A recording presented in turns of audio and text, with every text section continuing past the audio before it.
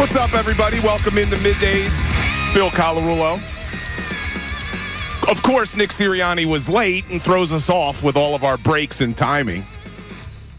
What's the plan here, Ray? We going to a commercial or are we staying on? Oh, no. Welcome to the Midday Show. Let's get talking about what Nick Sirianni had to say. All right. I love it. We're jumping right in today. Really nothing from Sirianni, but a whole lot from Tim McManus this morning. So if you're just tuning in, and again, Bill Colarulo, Middays with Ray Dunn. But if you're just tuning in, Tim McManus, who was probably working on this article for a very long time, drops an article this morning, 6 a.m., all about what went wrong between Nick Sirianni and Jalen Hurts last season. And this is a long article with a lot to react to. And I know some of you may be saying, look, I'm done. I'm over it. I don't want to hear anymore about what happened last season. I get it. I'm ready to turn the page as well. But I think if we look at this article, this may actually help us turn the page. It could actually be a positive because there's a whole lot of information in here which is going to help us diagnose a lot of what you saw last season. Now, some of this we already knew. Jalen Hurts and Nick Sirianni were not seeing eye to eye last year. Not a shocker. Not a shocker to anybody who's been watching these games last season, who watched what happened at some of the press conferences this offseason. It didn't appear like Sirianni and Hurts were on the same page, but we got a lot more information in this article. So let's get into some of the takeaways. And I'm going to tell you why I think this is a positive. And what's great is this article was written by Tim McManus. Well, you're going to hear from Tim McManus 4 o'clock today on the best show ever. But he already appeared on Get Up, so we have some audio of Tim McManus we'll get into in a little bit. But what I loved about this article, because there is a lot to like even though there's some concerns, the article starts with Nick Sirianni taking full responsibility for what happened last season.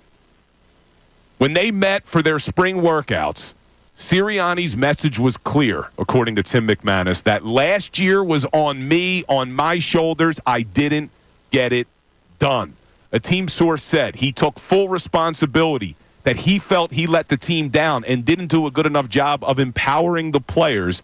It was passionate and from the heart. A second team source said it was a breath of fresh air. It showed leadership. That's a positive right there. And we're going to get into all of the problems between Sirianni and Hurts that the article lays out. But let's start with the major positive here. That took real leadership from your head coach to get up there in front of his team, show vulnerability, and take accountability for what went on last year. Even though when you read this article, I don't think it was all on Sirianni. I think Jalen Hurts is a little bit to blame as well for some of the things that went on. But that's the sign of a good head coach. Taking accountability in front of his team, showing vulnerability in front of his team. But let's dive into some of the problems. So Tim McManus says, at the root of the divide between Hurts and Sirianni in 2023 was a disconnect in offensive visions with what a team source described as a lack of full respect for Sirianni's X and O's chops. Not great. Not great that Jalen Hurts did not respect Sirianni's X and O's chops, not thinking that Sirianni was a genius offensive mind. Not surprising from some of the things you saw last year, and the article gets into that. Talks about how Jalen did go rogue at times. We remember the Seattle Seahawks game when they changed the play, and that happened a few different times. But this is what was the concerning part. This is a quote in the article from a source. There was never a moment last year where they were operating in a healthy relationship. A separate team source wouldn't go that far, but did cite that these were two people trying to navigate a challenging season and that there were tense moments between the two. Not shocking, Ray, and we're with Ray Dunn, who's back today. Not shocking that Hurts and Sirianni weren't seeing eye to eye on the offense, but it's not ideal to hear that there was a lack of respect for Sirianni's X and O's chops from Jalen Hurts. And I think not surprising is the optimal phrasing that you've used so far. To me, it's not surprising given what we've seen and given the fact what we know about that offense and what we watched. I think there was not a lot of people in the Delaware Valley that might agree with Jalen Hurts in the way that they thought things went with that offense last year with Nick Sirianni. So I'm not exactly shocked that that's the reality of it. And when you go through the history of the two of them here, I think Hurts might look at it as, hey, when have I been most successful? It's been when the hands have been on the offense probably the least by Sirianni. Yeah, not a surprise. And a lot of this article, Ray, is not surprising. But hopefully, with all of this now being out there, we can look at it as a positive because it looks like they have started to answer some of these things. Because it says, as we continue to talk about Hurts having issues with Sirianni's offense, it says in the article, it quickly became apparent that Johnson and Hurts were on a different page than Sirianni. Sirianni wanted to keep his scheme largely the same under the premise of, if it ain't broke, don't fix it. When Brian got promoted, I think he thought, and this is a source saying this, I could do things the way I've wanted to do them, but that didn't fly with Nick. And then what started to occur is it says the Hurts-Sirianni dynamic doesn't work as well when it's one-on-one and usually requires a third party to prominently be involved for the offense to run at a high level. Well, what happened was then Johnson's the play caller. Sirianni's starting to overrule some of Brian Johnson's play calling, and then it got to the point where Sirianni started to do one-on-one meetings with Jalen Hurts without Brian Johnson there, which isn't unique. Head coaches do that, but then there was multiple voices, and we've heard that now. All offseason, we've heard there were multiple voices. We heard it about the defense. Now we're hearing it about the offense. Sirianni in Hurts' ear, Brian Johnson in Hurts' ear was a recipe for what you saw towards the end of the season where that offense seemed to struggle to find their identity. Right, and if you have no real common voice at the top, I think the person that Jalen Hurts trusts the most in that situation is Jalen Hurts, which is why you get some of the changes, why you get, you use the term going rogue or just finding a way to make things happen despite what you might be told by your coaches, because why are you listening to someone that's not listening to the other person? Like there's a difference between collaborative and constructive working environments where you might disagree, but you're building towards something in common. It didn't seem like that's the case at all from last year. It seemed like, I don't agree with what you want. What you want doesn't work. I'm doing what I want. What he wants, I don't think works too much. I kind of see what he wants, but you don't want what he wants, so we're just going to throw this whole plan out the water, and I'm going to do what I want to do. Yeah, and look, I think both of them share in responsibility here, Hurts and Sirianni. But as much as I have defended Nick Sirianni, you could also understand Hurts' concerns with the direction of the offense because the RPO struggled. It talks about that in this article, how much the RPO struggled. And then it also talks about the lack of motion, something that's been talked about ad nauseum this offseason because you're getting Kellen Moore who runs it. But it says in here, an offense league-wide that relied increasingly, as offenses league-wide rely increasingly on motions and shifts before the snap to misdirect opponents, the 2023 Eagles posted a 10.9% pre-snap motion rate, which was last in the league and 11% lower than the league average. And then, look, we know they've struggled against the blitz. That has been something that every single person who watched any games last year knew. And one of the coolest things of this article, as much as it's painful to hear, again, how much they struggled against the blitz, is that after the New York Giants and Wink Martindale dominated the Eagles against the blitz in Week 16 and Week 18, Jalen Hurts actually picks up the phone when the season ends before the wild card matchup, and he called Wink Martindale. Wink Martindale said, I've been doing this for 40 years, and it's the first time I've had an opposing quarterback call me up. I thought it was pretty cool that the guy called. It shows you what kind of pro he really is. He's just looking at every angle that he can to get better. And then Martindale actually gives a little bit of the reason why he thinks the offense struggled. He says they weren't committed to the run.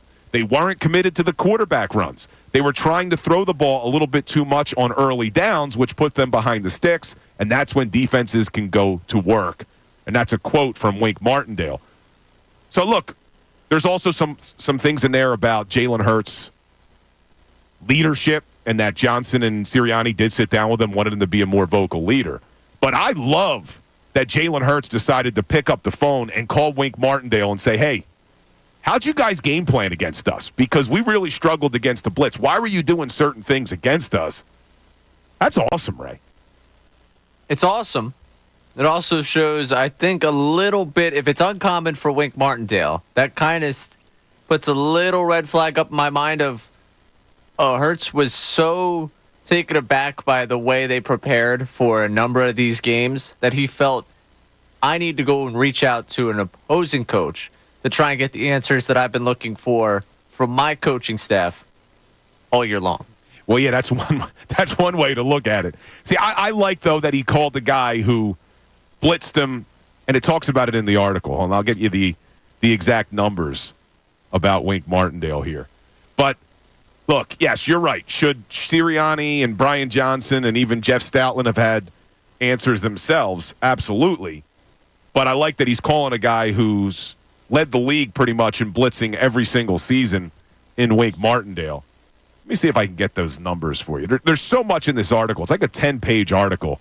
If you haven't read it yet, you may want to make some time. But we're going to hear shortly, I got some clips of Tim McManus on Get Up. And then we also just heard from Nick Sirianni, who wasn't asked directly about it, but he was asked about accountability. Where do we have it here? Here we go. No team turned up the heat more than the Giants. Hurts was blitzed on 68% of his dropbacks in Week 16 against New York, and then 63% in the rematch in Week 18. The two highest blitz rates against Hurts in his entire career. He went 5 of 11 for 41 yards with an interception against the blitz, while posting a season-low quarterback rating of 5.3 in a dispiriting 27-10 loss to the Giants in Week 18. Man, so, look, I agree with you, Ray. It'd be nice if the head coach and the offensive coordinator had answers, but I'm not angry that Jalen Hurts took it upon himself to call an opposing defensive coordinator who had just lost his job and said, hey, I really struggled against what you were doing against me. How can I fix it, and why were you doing certain things? I mean, I think that shows some leadership from Jalen trying to get better and trying to learn. It's a tremendous move on his part, trying to get as much information as possible and going every possible outlet to try and get something from a defensive coordinator that obviously did a good job in limiting him. But it does kind of scream to me, there's answers out there that I don't think I'm being provided. There's answers that I don't think I'm getting. Like, I could see the world in which you want to exhaust every possible outlet to get those answers. But the fact that Martindale's been in this league for 40 years, you talk about the number of he's been in this game 40 years, the number of great quarterbacks that have been around, the number of great offensive mind that's been around, and he finds this to be unusual, that this is something that hasn't happened to him. Yeah. Is Hurts the only one that respects him that much? Or is Hurts doing something that no one else has ever done because Hurts wants answers to something that he wasn't getting? Well, a part of it is, and this is, again, from multiple sources in Tim McManus and Jeremy Fowler's article. It says multiple sources believed Hurts absolutely tuned out Sirianni at points last season, and that Hurts as a leader will need to improve on a habit of shutting people out when frustrated. Quarterbacks need to feel coaches are superior or else they're running everything, another team source said. So that furthers that. The reason he's calling Martindale himself is because he didn't have any faith in Nick Sirianni. And I know the people who feel Sirianni should have lost his job are thinking to themselves, well, that's ridiculous. But there's another source that says in this article, well, Hurts didn't really give Nick Sirianni enough credit. Let me see if I could find that quote. If you have it, Ray, like I said, it's a 10-page article, man. There's so much stuff in here. And I know people are asking, too, well, why is this article coming out now as we try to get ready for a season? Look, Tim McManus, I'm sure, has been working on this article for months. And you want to be able to get in front of players so you could ask them. So here's the quote talking about now in a positive way about Nick Sirianni. This is a team source. Jalen doesn't give Nick enough credit. A lot of what we do well does stem from Nick. Another team source described it as Hurts was trying to play hero ball, and another said he was trying to prove he was worth the $250 million on every throw. So you see kind of blame to go on both sides here, Ray. Yes, Sirianni, it's up to you as the head coach to instill confidence in your players, especially your quarterback. They have to believe in you. It's up to Sirianni to help develop that singular voice and not cause confusion where Jalen Hurts doesn't know, is it Brian Johnson? Is it Sirianni? They're both telling me different things. I don't know where to go. That's on Sirianni. But at the same time, I do think some of it's on Jalen Hurts not to play hero ball, to try to have some faith in his head coach, to understand that a lot of what they've done successfully over the last 3 seasons does come from Nick Sirianni. But with all that being said, I said I'm going to try to make this a positive today. It does appear that all of these issues have been addressed. Sirianni takes accountability at spring workouts, gets in front of everybody and says, last year was on me. You talk about a singular voice? They got it this year, Ray. It's Kellen Moore. Sirianni's not even involved in the offensive meetings. He'll dip his head in, it talks about, but this is Kellen Moore's offense, no doubt about it. And Jalen Hurts, who wanted to have more direction of the offense, we've heard now from multiple people, including Kellen Moore, Sirianni, Jalen Hurts himself, that he is going to have more control of the offense. He's going to be responsible for blitz protections. He's going to be responsible for making adjustments at the line of scrimmage. So I'm looking at this article as a positive, Ray, that this is something that they can bounce back from and adjust. But with all that said, there's going to be sharks in the water here, waiting for Sirianni to fail, waiting for Sirianni to struggle, because that's something else that talked about in this article is, look, all the people looking for a head coaching job, they're watching the Eagles pretty closely. Yeah, and that's like the sustainability of all this. If you want to take my focus on 2024 and focus on this season coming up, and hey, they're going to Brazil in a couple of weeks, and this season's about to get started, we're now under a month from the first game of the season. I'll take it as a positive of, yeah, it seems like they're trying to put this in the rear view. They're moving on towards Brazil. Good for Sirianni taking the accountability. Good for Hurts and addressing the relationship and all that they're trying to do. All right, great. Kellen Moore's in that room. That should help the offense. This article, again, kind of brings up the idea of the sustainability of this duo. And when we talk about a $250 million franchise quarterback that is supposed to be the quarterback of this team for years to come, and a head coach that you decided to bring back, and in bringing him back, you're not bringing him back. You know, obviously this year is a make it or break it for him, but I don't think you bring him back because, oh yeah, we just want to see 1 year. You know, they want this guy to be the head coach. They want this to work out for him. How does this duo sustain itself over time to have this team be consistently competitive when we're talking about the fact that they need that strong third voice? If they do really well this year, that probably means that Kellen Moore is going to get the end goal of what Kellen Moore wants. I think that's a head coaching job. You know, and we'll be right back to have those conversations. We look at the idea of, oh yeah, they're not really friends. Okay, yeah, they don't have to be friends. And no, they can just work together. But what does it mean to this team consistently year in and year out if these two are the anchors of the team, that it doesn't seem like they kind of jive with one another? I don't think for 2024, I think you're at a good spot. There's a lot in the sustainability conversation of this working relationship that we don't have answers to. We won't have answers to for years. This provided more finer details from last year, but it keeps making me question Sirianni and him being back. Yeah, look, I understand what you're saying, but I'm worried about 2024. And I think with Kellen Moore, with Vic Fangio being added to this team, with both Nick Sirianni and Jalen Hurts having an offseason to look in the mirror, reflect, and grow, hopefully, as individuals, that this is something that's going to be able to work. And the last line of the article, Ray, and you pointed this out to me this morning, the last line of this article, this is coming from a team source, and this is a quote. Do I think they will go to dinner together? Hell no. But it can be a good working professional relationship, and I don't think it's hatred. And to me, that's the most important thing.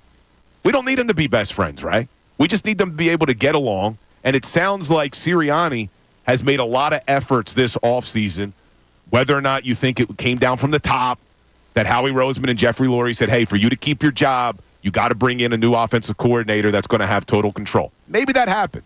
Either way, he was willing to do it. He was willing to grow. He was willing to change. We know Doug Peterson wasn't willing to do that. He lost his job. And now, with hindsight being 2020, I don't know how good of a coach Doug Peterson is. Love him. Love him. Brought us our only Super Bowl. He'll never buy a beer in this town. He never should have to. But you look at what he's doing in Jacksonville, not necessarily great things. They had to collapse themselves this season. So maybe the right move was Doug Peterson to bring in some help before he got fired. Maybe that would have been the answer. And maybe we're going to learn with Nick Sirianni, this is the correct answer. Bring in an offensive coordinator that has a singular voice to the offensive staff, especially the quarterback. Bring in a singular voice on defense in Vic Fangio. And now this team can grow, and Sirianni can focus on what he's been focused on, which is the culture, the camaraderie, the things that I do think he's good at when he's not distracted about trying to also fix an offense. But a lot of this will be, we're going to figure a lot of this out if and when they hit adversity. And chances are they will hit adversity this season. Yeah, and then that goes back to the kind of sustainability. That'd be the one concern for 2024. They don't feel like they have answers again. Now, if they're not getting the answers they want again, how do they react to it? And that's partially Hurts, partially Sirianni. I'm not making that a Sirianni-only conversation. You know, Hurts, when they hit adversity this year, it can't be, hey, I'm frustrated, I'm shutting down on you. You know, there needs to be that kind of dig in and go make something happen and be adaptable to the change that they're trying to make. There's a lot from that article that you can take and apply to situations that I think we're going to run into all season long here, which is why it's a great read. Spurs a lot of questions for me. A lot of questions that prefer not to answer, especially since it's been, for camp, it's been so positive and they have done a good job of trying to spin this. I do think it's a lot of preseason propaganda that we're getting right now, but I said it yesterday, Ray. When Tom was here, you had the day off, I said, everything's been so positive coming out of camp, I hope it continues. And then we get this article today. But, like I said, I think we can have some positive spins on this because Sirianni spoke right before we came on the air. He talked about his relationship with Nick Sirianni. We're going to play that for you coming up. We're also going to play Tim McManus, who was on Get Up this morning, talking about some things in this article. We'll play a couple clips of that.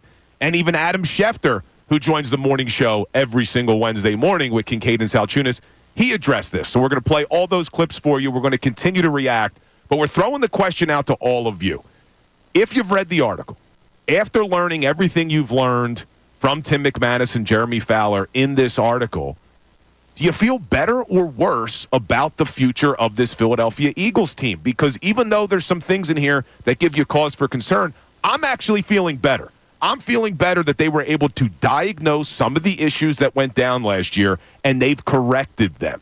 So I want to hear from you, 610-632-0975. You can get in by phone call or by text. How do you feel after reading this article? And when we get back, we're going to play some clips of Tim McManus talking about this, and more importantly, Nick Sirianni addressing his relationship with Jalen Hurts. This is Middays. I'm Bill Colarulo along with Ray Dunn. We'll be right back.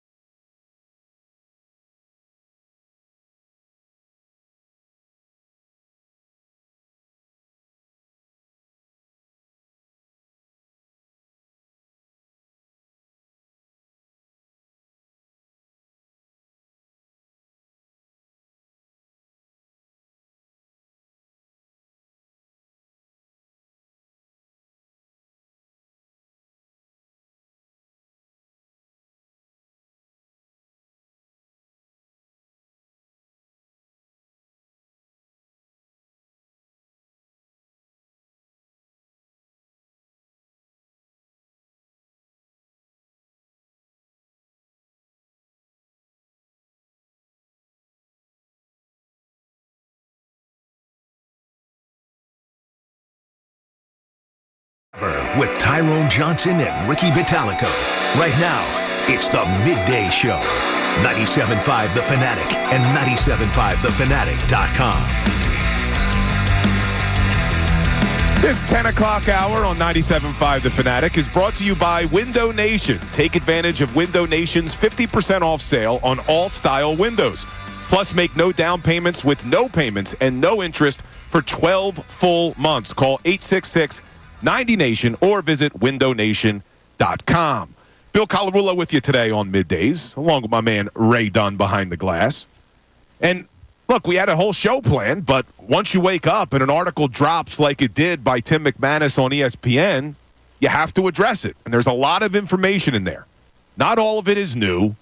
We knew that Sirianni and Hurts weren't seeing eye to eye last season, but this dove a little bit deeper into exactly what went wrong. And to try to summarize it as best as we can, because it is a 10-page article, Hurts didn't have trust in Sirianni's X's and O's.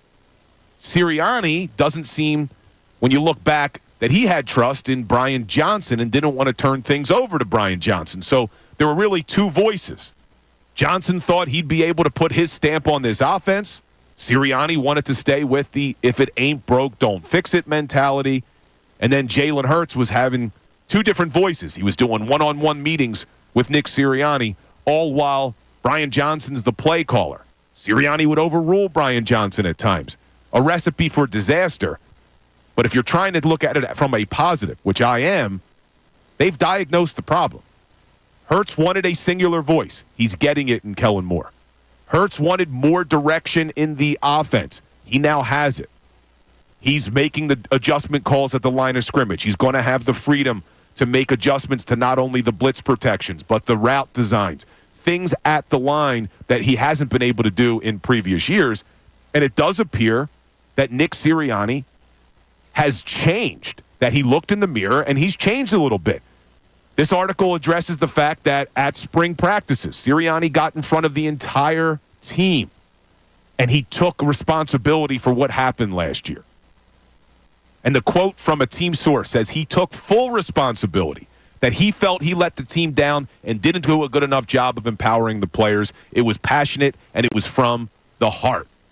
Well, Sirianni spoke to the media right before we came on the air today at 10 o'clock. And although he wasn't asked specifically about this article, he was asked about his relationship with Jalen Hurts, and this is what Sirianni had to say. Yeah, go through all the same processes that we go through after each year. And, Jalen and I are in a really good place. Every relationship that you have needs work with everybody, and we've always continued to try to work at that. And then there was also a quote, and I don't know if we have it. Do you have the whole thing yet? Did they cut it up, Ray, on his accountability and why he chose to accept accountability? I know he just spoke, so when we get that, we'll get to it. So they're still working on that because he did talk about accountability. And then, of course, in typical Nick Sirianni fashion, he can't just answer the question. He talks about his daughter and how he wants to show accountability as a father and all those good things, which, hey, that's who Nick Sirianni is. I just want him to be genuine. But it does look like this team has turned the page, that they are trying to do things differently now. And we even got this week Sirianni and Hurts on Big Dom's golf cart laughing and smiling, so maybe things are going to be better. But Tim McManus went on Get Up this morning, and he's going to be on the best show ever today at 4. So you're going to get a lot more in-depth analysis about this article from the man who wrote the article in Tim McManus.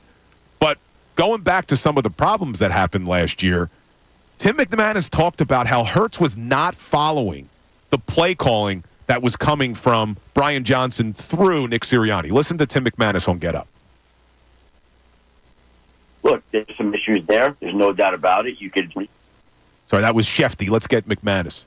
Signs of those disconnect that we detailed throughout the story. One of them being that Jalen Hurts would instruct his playmakers at times to do things that weren't in the game plan. There's a classic example of this late in the season against Seattle. The Eagles down 3. They just need a field goal and an intermediate completion. Instead, Hurts goes deep to A.J. Brown, intercepted, game over. Brown later admitting that they went on their own in that. And a team source said essentially that he wanted to add to what was being taught, like it wasn't quite enough enough. We know that there was a difference in visions between Hurts and Sirianni when it comes to the offense. And essentially what would happen was that Hurts would want to go in one direction and Sirianni another. And the worse things got, the tighter their grips became. So Hurts wanted to take more control of the offense, and so did Sirianni. Remember, they're coming off of a Super Bowl campaign. So from Sirianni's point of view, they just went toe-to-toe with Patrick Mahomes, almost won the Super Bowl, and wants to keep things status quo. And meanwhile, Hurts and offensive coordinator Brian Johnson wanted to get more multiple, and they wanted to evolve the offense. So you put all those things together, it creates conflict, and it helps illustrate why they collapsed and went 1-6 down the stretch. So that was Tim McManus on Get Up this morning, and there's a lot in there. And like I said, there's a lot in his 10-page article. But you heard from both sides when it came to sources in the locker room who spoke with Tim McManus for this article about kind of who was to blame. Because you have one source saying at the root of the divide there was a disconnect in offensive visions because there was a lack of respect for Sirianni's X and O's chops. Well, that would make sense why you just heard McManus saying Jalen Hurts is changing plays at the line of scrimmage. He's telling playmakers to do things differently than what the play called for. Didn't trust Sirianni. But then you had another team source say, well, Jalen doesn't give Nick enough credit. A lot of what we do well does stem from Nick. So clearly, I don't look at this as Sirianni was to blame, Hurts was to blame. They were both to blame, in my opinion, right? Now, I know ultimately the buck stops with the head coach, and it's up to him to instill that level of confidence. But what you saw down the stretch last year, I think, was both men causing some issues with that offense. Everyone trying to grab power. Everyone trying to take a stranglehold on something and try and keep it from falling apart. And when both of you are trying to pull two separate ways and trying to pull pretty hard to make sure that this thing works and that you can get somebody out of this, you're not going to be able to get anyone out. You know, I'll use like a real life analogy of like trying to pull someone out of a well, pulling someone out of a hole here. If two sides are pulling opposite ways trying to get that rope down there, that rope's not going down to pull anyone out of there. You know, you're just going to end up stretching the rope and walk in two different directions. Like, that's what this seems like. You're not going to be able to lift anybody up if you're pulling two separate directions. So I think this is the problem with this group right now. Or last year's group. This group, I think the solution right now is Kellen Moore. And the solution is the fact that you have a guy that, one, has taken a hold of the offense, and the reason you feel good for 2024 is because it seems like he has created, and even outlined in this article, one of the positives come out of this article is the delineation, I think is the word that was used there, of power offensively. Kellen Moore has it, Hurts understands that, and they're working to make something happen between the two of them. And hey, yeah, Sirianni's going to poke his head in, but he's poking his head in just about in every room right now around NovaCare because that's the new role for him. And I think that's the preference. And we heard as much when Hurts spoke at the beginning of training camp, talking about everyone has roles and they got to buy into them. Everyone seems to be bought into what is now happening there, which is the positive to come out of all this. Yeah, and I do think Sirianni could be good in this role. Look, you one of the things we've been seeing now, and I've been hearing from Andrew DeCecco a lot down at training camp, is the situational plays that they're going through in training camp, where Sirianni's got the bullhorn, and he's yelling out down and distance. He's yelling out time. He's yelling out different things. Like, I like Sirianni. On game days, I've never had a problem with Sirianni when it came to situational awareness, when it came to when to go for it, different things like that, clock management. I'm fine with all of that. And we thought his strong point was also building a culture, but clearly last year when all this was going on, it was tough. It was tough on both men. But Go Birds on YouTube checked in. He would love Hurts and Sirianni to be honest and say, we stunk last year, pressure got to us, we pissed each other off, and we good now. I think part of it they have. Now, they haven't come out and specifically said that, but I think Nick Sirianni get in front of his team in spring and saying, hey, last year was on me. But a separate team source kind of said as such, Go Birds, because they talked about how one source said there was no healthy relationship at all last year, but another one just cited to the fact it was two people trying to navigate a challenging season. There were tense moments between the two of them. Yeah, two competitors. This is what's going to happen when things start to struggle. That's why it's so imperative, though, that if they hit adversity this year, that this doesn't creep back in. because that's something that does have me concerned a little bit when you talk about adversity. But we're going to continue to hear from a lot of the big-time movers and shakers in the NFL. We got clips of Adam Schefter. There's another one from Tim McManus talking about that very thing with pressure on Nick Sirianni. But I'm looking at the YouTube chat as well. Yes, I shaved my head. People are commenting about it on YouTube. Was sick of the bald spot, so the head has been shaved. So nothing wrong. People on YouTube are worried. But I'm more worried about this Philadelphia Eagles team. But we're going to go to the phones because Mitch from Phoenix wants to get in on the Sirianni press conference. What's up, Mitch? Mitch. All right, I guess we're not going to Mitch. Mitch, call back. Not sure what was going on with your phone, man. We couldn't hear you. But look, Ray, there's two ways that you could look at this article. There's so much in there. Is they're doomed for disaster. Sirianni and Hurts are never going to be able to get along. Last year was just the tip of the iceberg. Things are going to get even worse this season. Or you could look at it and say, hey, they've diagnosed some of the issues. A lot of people wanted answers last year, Ray. A lot of people were saying, well, what was it that went wrong? How come they weren't able to get out of this? Well, this gives us a lot of the answers, and there's a big headline in this article. Sirianni has been bold in his attempts to fix it all, multiple team sources said, and then they go on to hiring Kellen Moore, hiring Vic Fangio, all of those things. You could look at this as a positive that now they've diagnosed it and they're hoping to fix it. Well, yeah, I think the positive is I don't think this is the tip of the iceberg. I think we've seen the whole iceberg, honestly, and I think we've examined it a million different ways. And I like to think that this is the full discovery of the iceberg. We've gotten just about everything that we can from last season and taken just about everything we can from what happened there. I think this story is the culmination of all that. I think the way it ends is perfect in the idea of, hey, the way you should look at this season, don't expect the two of them to be sitting down at Fogo de Chao or pick your steakhouse down there, in Philadelphia, to be having dinner, breaking bread with one another, but expect that at NovaCare they should be able to figure it out together and spend a little time, breaking down what they need to and moving on to what this season's going to be. I think that's the positive to take out of this. That's the ultimate overall positive to take out of this. And why, yeah, there's questions that this brings up. I don't like that the seas of change in the NFL, the coaches have their eyes on this head coaching job already in a season where I expect them to be good. I don't like that there's other head coaches thinking, hey, that Sirianni guy's got a pretty good job, doesn't he? Be a shame if that job came open. It's like, oh, is this job going to be open at the end of the season? I'm hoping not. I don't like it. The sharks are circling in the water for that one. But that's like the one, if I'm going to take something that kind of rubs me the wrong way about this, aside from the questions I already had about Sirianni before this, that would be the one thing. Overall, I think it's a net positive because it seems to be like they're just trying to move past this. And this is everything that happened. This is what they're doing to try to address it. And it's a camp that largely has been drama-free. First time each of them spoke, they got a chance to cut off all the drama, and we've moved on from it since then. Well, I'm glad you brought up about potentially the pressure on Nick Sirianni, because Tim McManus talked about it in the article, and he also talked about it on Get Up this morning, and I'm going to play that for you coming up.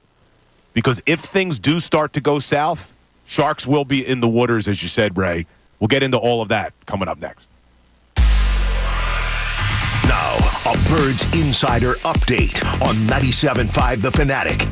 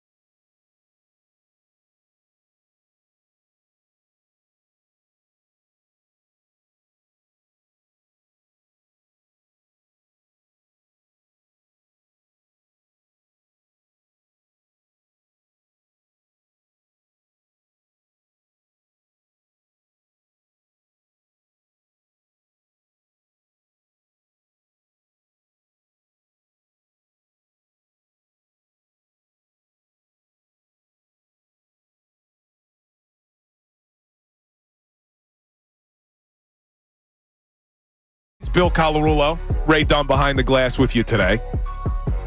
Just keeping the seat warm until Monday. When the legend Mikey Miss returns, he'll be taking this spot. I'll be with him along with Ray. Really looking forward to that. I hope you are as well. Don't miss it every weekday, 10 to 2, right here on 97.5 The Fanatic. But today we wake up and we see an article from Tim McManus about Nick Sirianni and Jalen Hurts. And I know a lot of you, like me and Ray, are a little bit over talking about last season. But McManus drops a 10-page article today that he clearly has been working on for months, talking to multiple team sources about what happened between Hurts and Sirianni. And there's not a lot of crazy information in here that we didn't already know. It really confirmed a lot of what we did know. Sirianni and Hurts weren't seeing eye to eye. Brian Johnson really didn't have a strong voice in the direction of the offense. Sirianni wanted to keep things the way they've done them in the past because he felt like they just came off a Super Bowl. They had a lot of success because of it. And Brian Johnson lost his identity a little bit.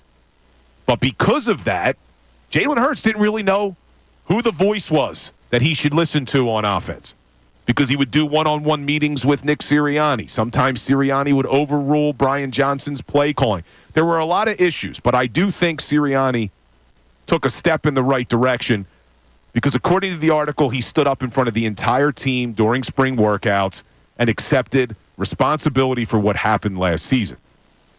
Now, you also need that from Jalen Hurts. Hopefully, Jalen Hurts is going to grow as well. But he's not going to be dealing with Sirianni as much. He's dealing with Kellen Moore. He wanted a singular voice. He got it. He wanted more control of the offense. It sounds like he's got that as well. But it doesn't mean there's not a lot of pressure on Nick Sirianni this year. They talk about it in the article, and excuse me, I'm battling a little bit of a cough today. Ray, intro this audio for me. Yeah, Tim McManus was on Get Up this morning on ESPN, and, well, there's a lot of pressure on the head coach, if you didn't know that already. I would say it's significant. I mean, here are the facts. Number one, both of his coordinators were fired. So whatever safety netting there was, it is now gone. Number two, the expectations in Philadelphia right now are sky high. General Manager Howie Roseman arguably has assembled the best skill position group in team history when you consider Hurts and now Saquon Barkley to go with A.J. Brown, Devontae Smith, and Dallas Goedert. And so all of a sudden, the fan base is thinking Super Bowl once again. And talking with people who have a close eye on the coaching carousel, some people already have Philadelphia circled as an opening for next season if the Eagles don't have a very successful season. So no question about it, the pressure is on.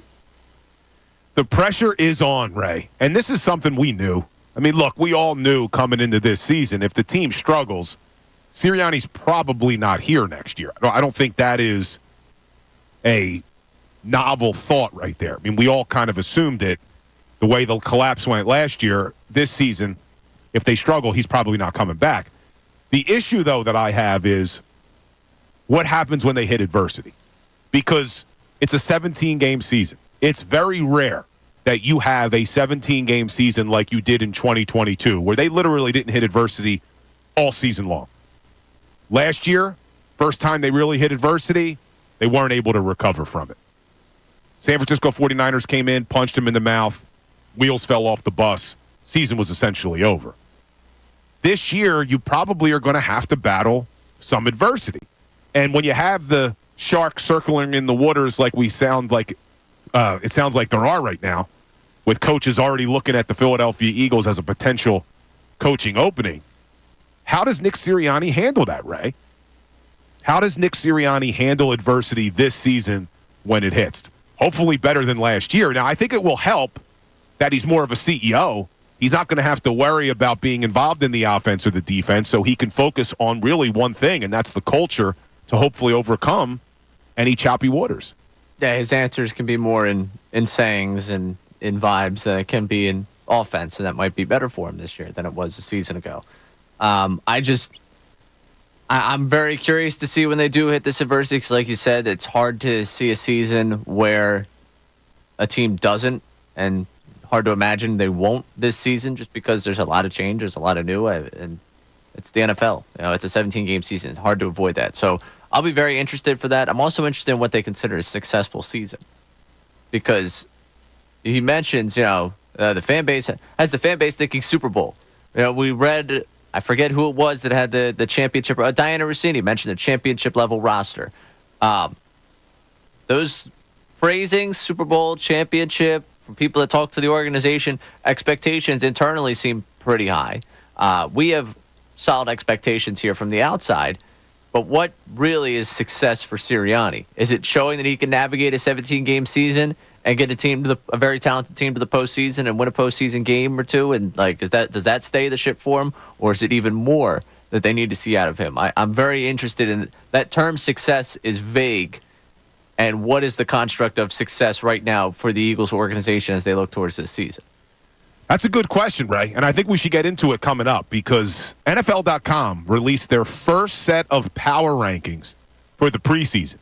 Where did the Philadelphia Eagles fall on the list? Because that may tell us a little bit about, well, what should the expectations be for this team? But we still want to hear from you as well. In light of this information in the article from Tim McManus that dropped this morning, how are you feeling about the future for the Eagles? Are you feeling better? Are you feeling worse? Maybe it didn't change anything for you. You can get in 610-632-0975. Send us a text. We're also going to put up a Twitter poll, get the results of that. But when we get back, we'll take a look at the first NFL.com power rankings for 2024. Fanatic Sports Update. Sirianni spoke to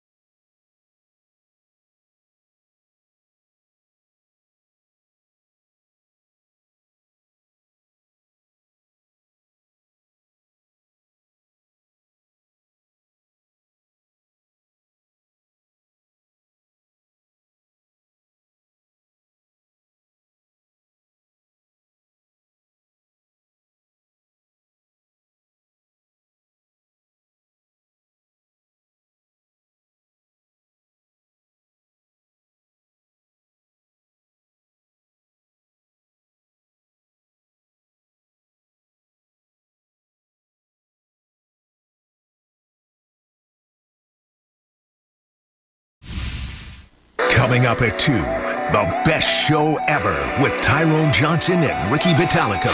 Right now, it's the Midday Show.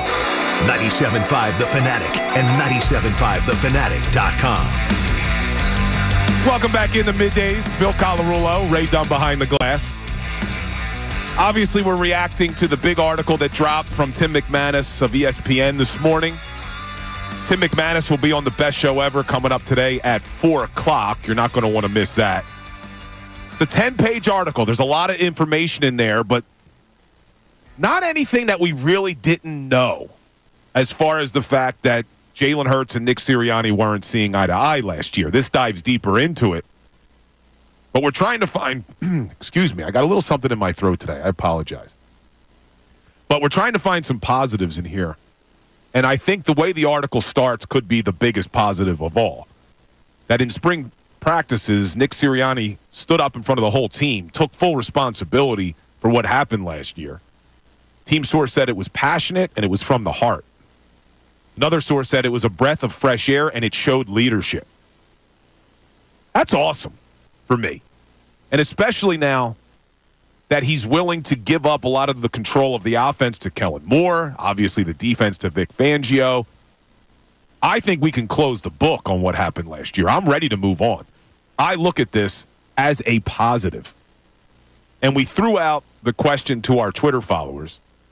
With all the information in this Tim McManus article, how do you feel about the future, Ray? And what do we got on the Twitter poll so far? All right, right now, winning at 49%, indifference. Not surprising.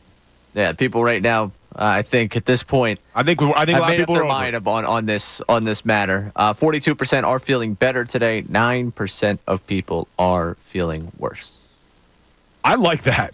I like that. All this information. And look, Tim McManus put a lot of time into this article. It's a great article. I urge you to read it, and I certainly urge you to listen to him at 4 o'clock with the best show ever.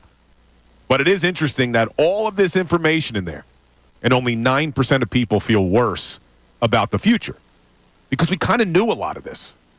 It feels like people have kind of accepted the reality of what this is, and you can continue to give them finer details, but people are going to say, okay, yeah, I at this point, I've been in a position where they've been saying, where this has been said about him, this has been said about him, this is the relationship, this is the dynamic. I got you. I think some people are like, just get me to Sao Paulo, or just honestly, for some people, get me to Baltimore on Friday night. Yeah. Well, Friday night, first preseason game. You're right. Hopefully that's the first step of really looking forward. I'm ready to look forward. And I want to get into the NFL.com power rankings in a second. But Mitch from Phoenix wants to talk about Nick Sirianni at press conferences. What's up, Mitch? You're on The Fanatic. Yeah, how you doing, Bill? All good, man. Very vanilla press conference. I don't even think it was a press conference. Basically what he said, and nothing really strikes me right now that I can repeat. But, he says something, and then he says the word right, and then he says something again, and he says the word right. So basically when he's talking, he has to reinsure himself that what he's saying is right. Do you understand where I'm going with that? Yeah, Mitch, and I appreciate it. It's funny he brings that up because I pointed that out to my wife last week, that's just the way Sirianni speaks. And that is something that a lot of people do, where they'll make a comment, right? And then they'll say, look, Sirianni's going to be better this year, right? And we're going to get into the power rankings soon, Ray, right? All right, Sirianni, relax over there. But that's just, look, I'm not going to look too much into that, Mitch. No. It's something that does irritate me, that he does. But I'm like that. Look, when a lot of people have crutches that they go to, it's the same thing as people who say, a lot of people say, like. That's just what it is. To me, it's not him looking for reassurance as much as it's just a tick in the way he talks. It's a crutch of something he repeatedly says. We all have them. I am aware of ones that I have that if I say them out loud and you haven't noticed it yet, I'm going to drive you nuts. So I'm not going to say that because I don't want you to be driven nuts by me more than some of you already are. Look, I got them too. I have them too. We all do. We all do. And I took a public speaking course in college, and they urge you to kind of record yourself, because you don't realize things that you do over and over and over again. So, look, I'm not going to read too much in the fact that he says right. Now, I will agree with you. He's not great at press conferences. He's never been. He wasn't good when he got hired. He was terrible when he got hired. A lot of people didn't want to hire him after that initial press conference, and they did get to a Super Bowl. They have been to the playoffs 3 straight seasons. So I want to get into the power rankings, but before I do, I threw out the question to our text board. How do you feel about this latest article? Does it make you feel better or worse? And we got a text attacking you, Ray. Yes, we did. Which I guess fitting that I was just saying that I drive someone nuts here. This person, my lord, you only find the negative spin, Ray. And Ray is the biggest shark. Keep questioning why Nick is back when he's only made the playoffs every year as a head coach in a championship once. That was actually me that texted I was going to say, I did think I recognized this phone number. It's funny because this texter has checked in with us 4 times. Yeah, 4 times. All of them have been to say that I, of all people, am too negative. Well, I will say, you're not a huge fan of Nick Sirianni. No, I'm not. I don't think that's been hidden at all. I'm not to the level of Mitch where I get annoyed by his use of the word right. There's other parts of his press conferences that drive me crazy. There's the fact that what happened there last season, a lot of that I do think falls on his shoulders. And I was not a proponent of bringing him back. But I don't think I'm going overly negative here when I think this article brings up a lot of the same questions we've had about Sirianni since the season ended.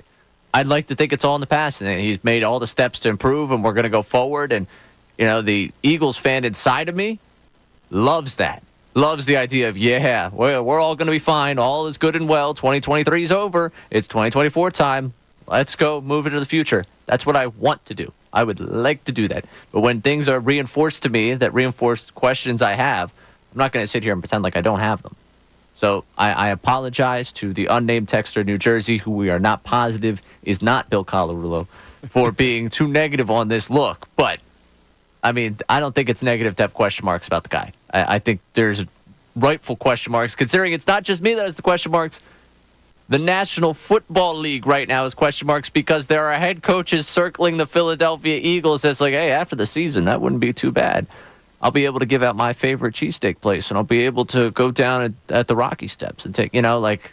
There's always people there taking pictures. Right, that's what I mean. Like, I think there's people that are already circling, like, oh, someone's going to pay for me to take a flight to Philly, and I'm going to be able to, check in and see what goes on down in Philadelphia. But even though, and look, I've been a defender of Nick Sirianni, that I think he should have come back. I'm right there, though, that if they struggle, he will not be back in 2025. But I think it was the right decision in bringing him back.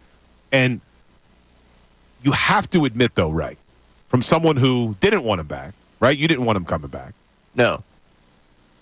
He's taken all the steps in the right direction, though. In light of this article from Tim McManus, how he got up in front of the team, he accepted accountability, how he turned things over to Kellen Moore, how he's making a concerted effort to focus on the camaraderie and leadership, to me, is certainly the best you could have asked for. For those who wanted Sirianni fired, I was not one of them. To me, this has to be the second best thing, seeing the way he's handled this offseason, right? Well, yeah. You hear that? You hear that? Right? Yeah, there you go. Now it's going to be us. It has to be the best possible thing because we haven't had anything come out of this camp that's truly explosive and like, oh, what's going on with this team? Am I concerned about Sirianni doing this, that, the other thing? Like, right now, move Hurts and Sirianni's relationship aside. The biggest questions, I think, with this team right now, we're talking a lot about the personnel on defense. They've had 75 different guys play first-team right guard over the first few weeks of camp, it feels like. And are they going to play the starters Friday night? Like, you move Hurts and Sirianni aside, in terms of, was there smoke coming out of the Eagles camp? Not really. There's not really that. And this, to me, is more a culmination of a story that took place last year, and we're just continuing to get the finer details of it. And I think you mentioned tip of the iceberg, and I said we've seen the whole iceberg. Yeah, I think this iceberg, I'm thinking it's melting a little bit right now. Like, I think we've seen all of it, and it's slowly closing up shop with it. I'm with you on that, and that's why you look forward to 2024. And even though all this stuff's going on, Eagles rank pretty high on the NFL power rankings. So we're going to get into that now because NFL.com put out their first list of power rankings. To nobody's surprise, number 1 is the Kansas City Chiefs. Hard to argue with that. You got your Super Bowl champs, and they're bringing back Patrick Mahomes. That's pretty much all you need to know why they should be the number 1. Number 2, the San Francisco 49ers. Number 3, the Baltimore Ravens. Number 4, the Detroit Lions. And then coming in at number 5 in the preseason power rankings by NFL.com, your Philadelphia Eagles. So, Ray, I have my opinions on whether or not I think the Eagles are ranked properly here, but let me get yours first. So the Eagles are ranked 5th. The only 2 teams in the NFC ranked higher are the Detroit Lions and the San Francisco 49ers. You think NFL.com got it right? On the NFC side, yeah. Yeah, I think that those are the 2 teams that the 49ers definitely ahead of them. The Lions, I would question where the 2 of them line up. But yeah, I think that's probably right. Based on last season and what you got out of them, the Lions trended upward last season. The Eagles trended downward. So I'll give the Lions the nod going into this season. But yeah, as a 1, 2, 3 in the NFC, that sounds right to me.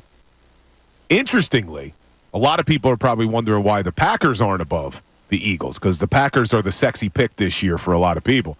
They're 8th on the list, behind the Texans and the Bills, and then the Cowboys ranked 10th, way down there. You look at the other NFC East teams, you got the Commanders and the Giants. I'm still scrolling. The Commanders, 26th ranked team.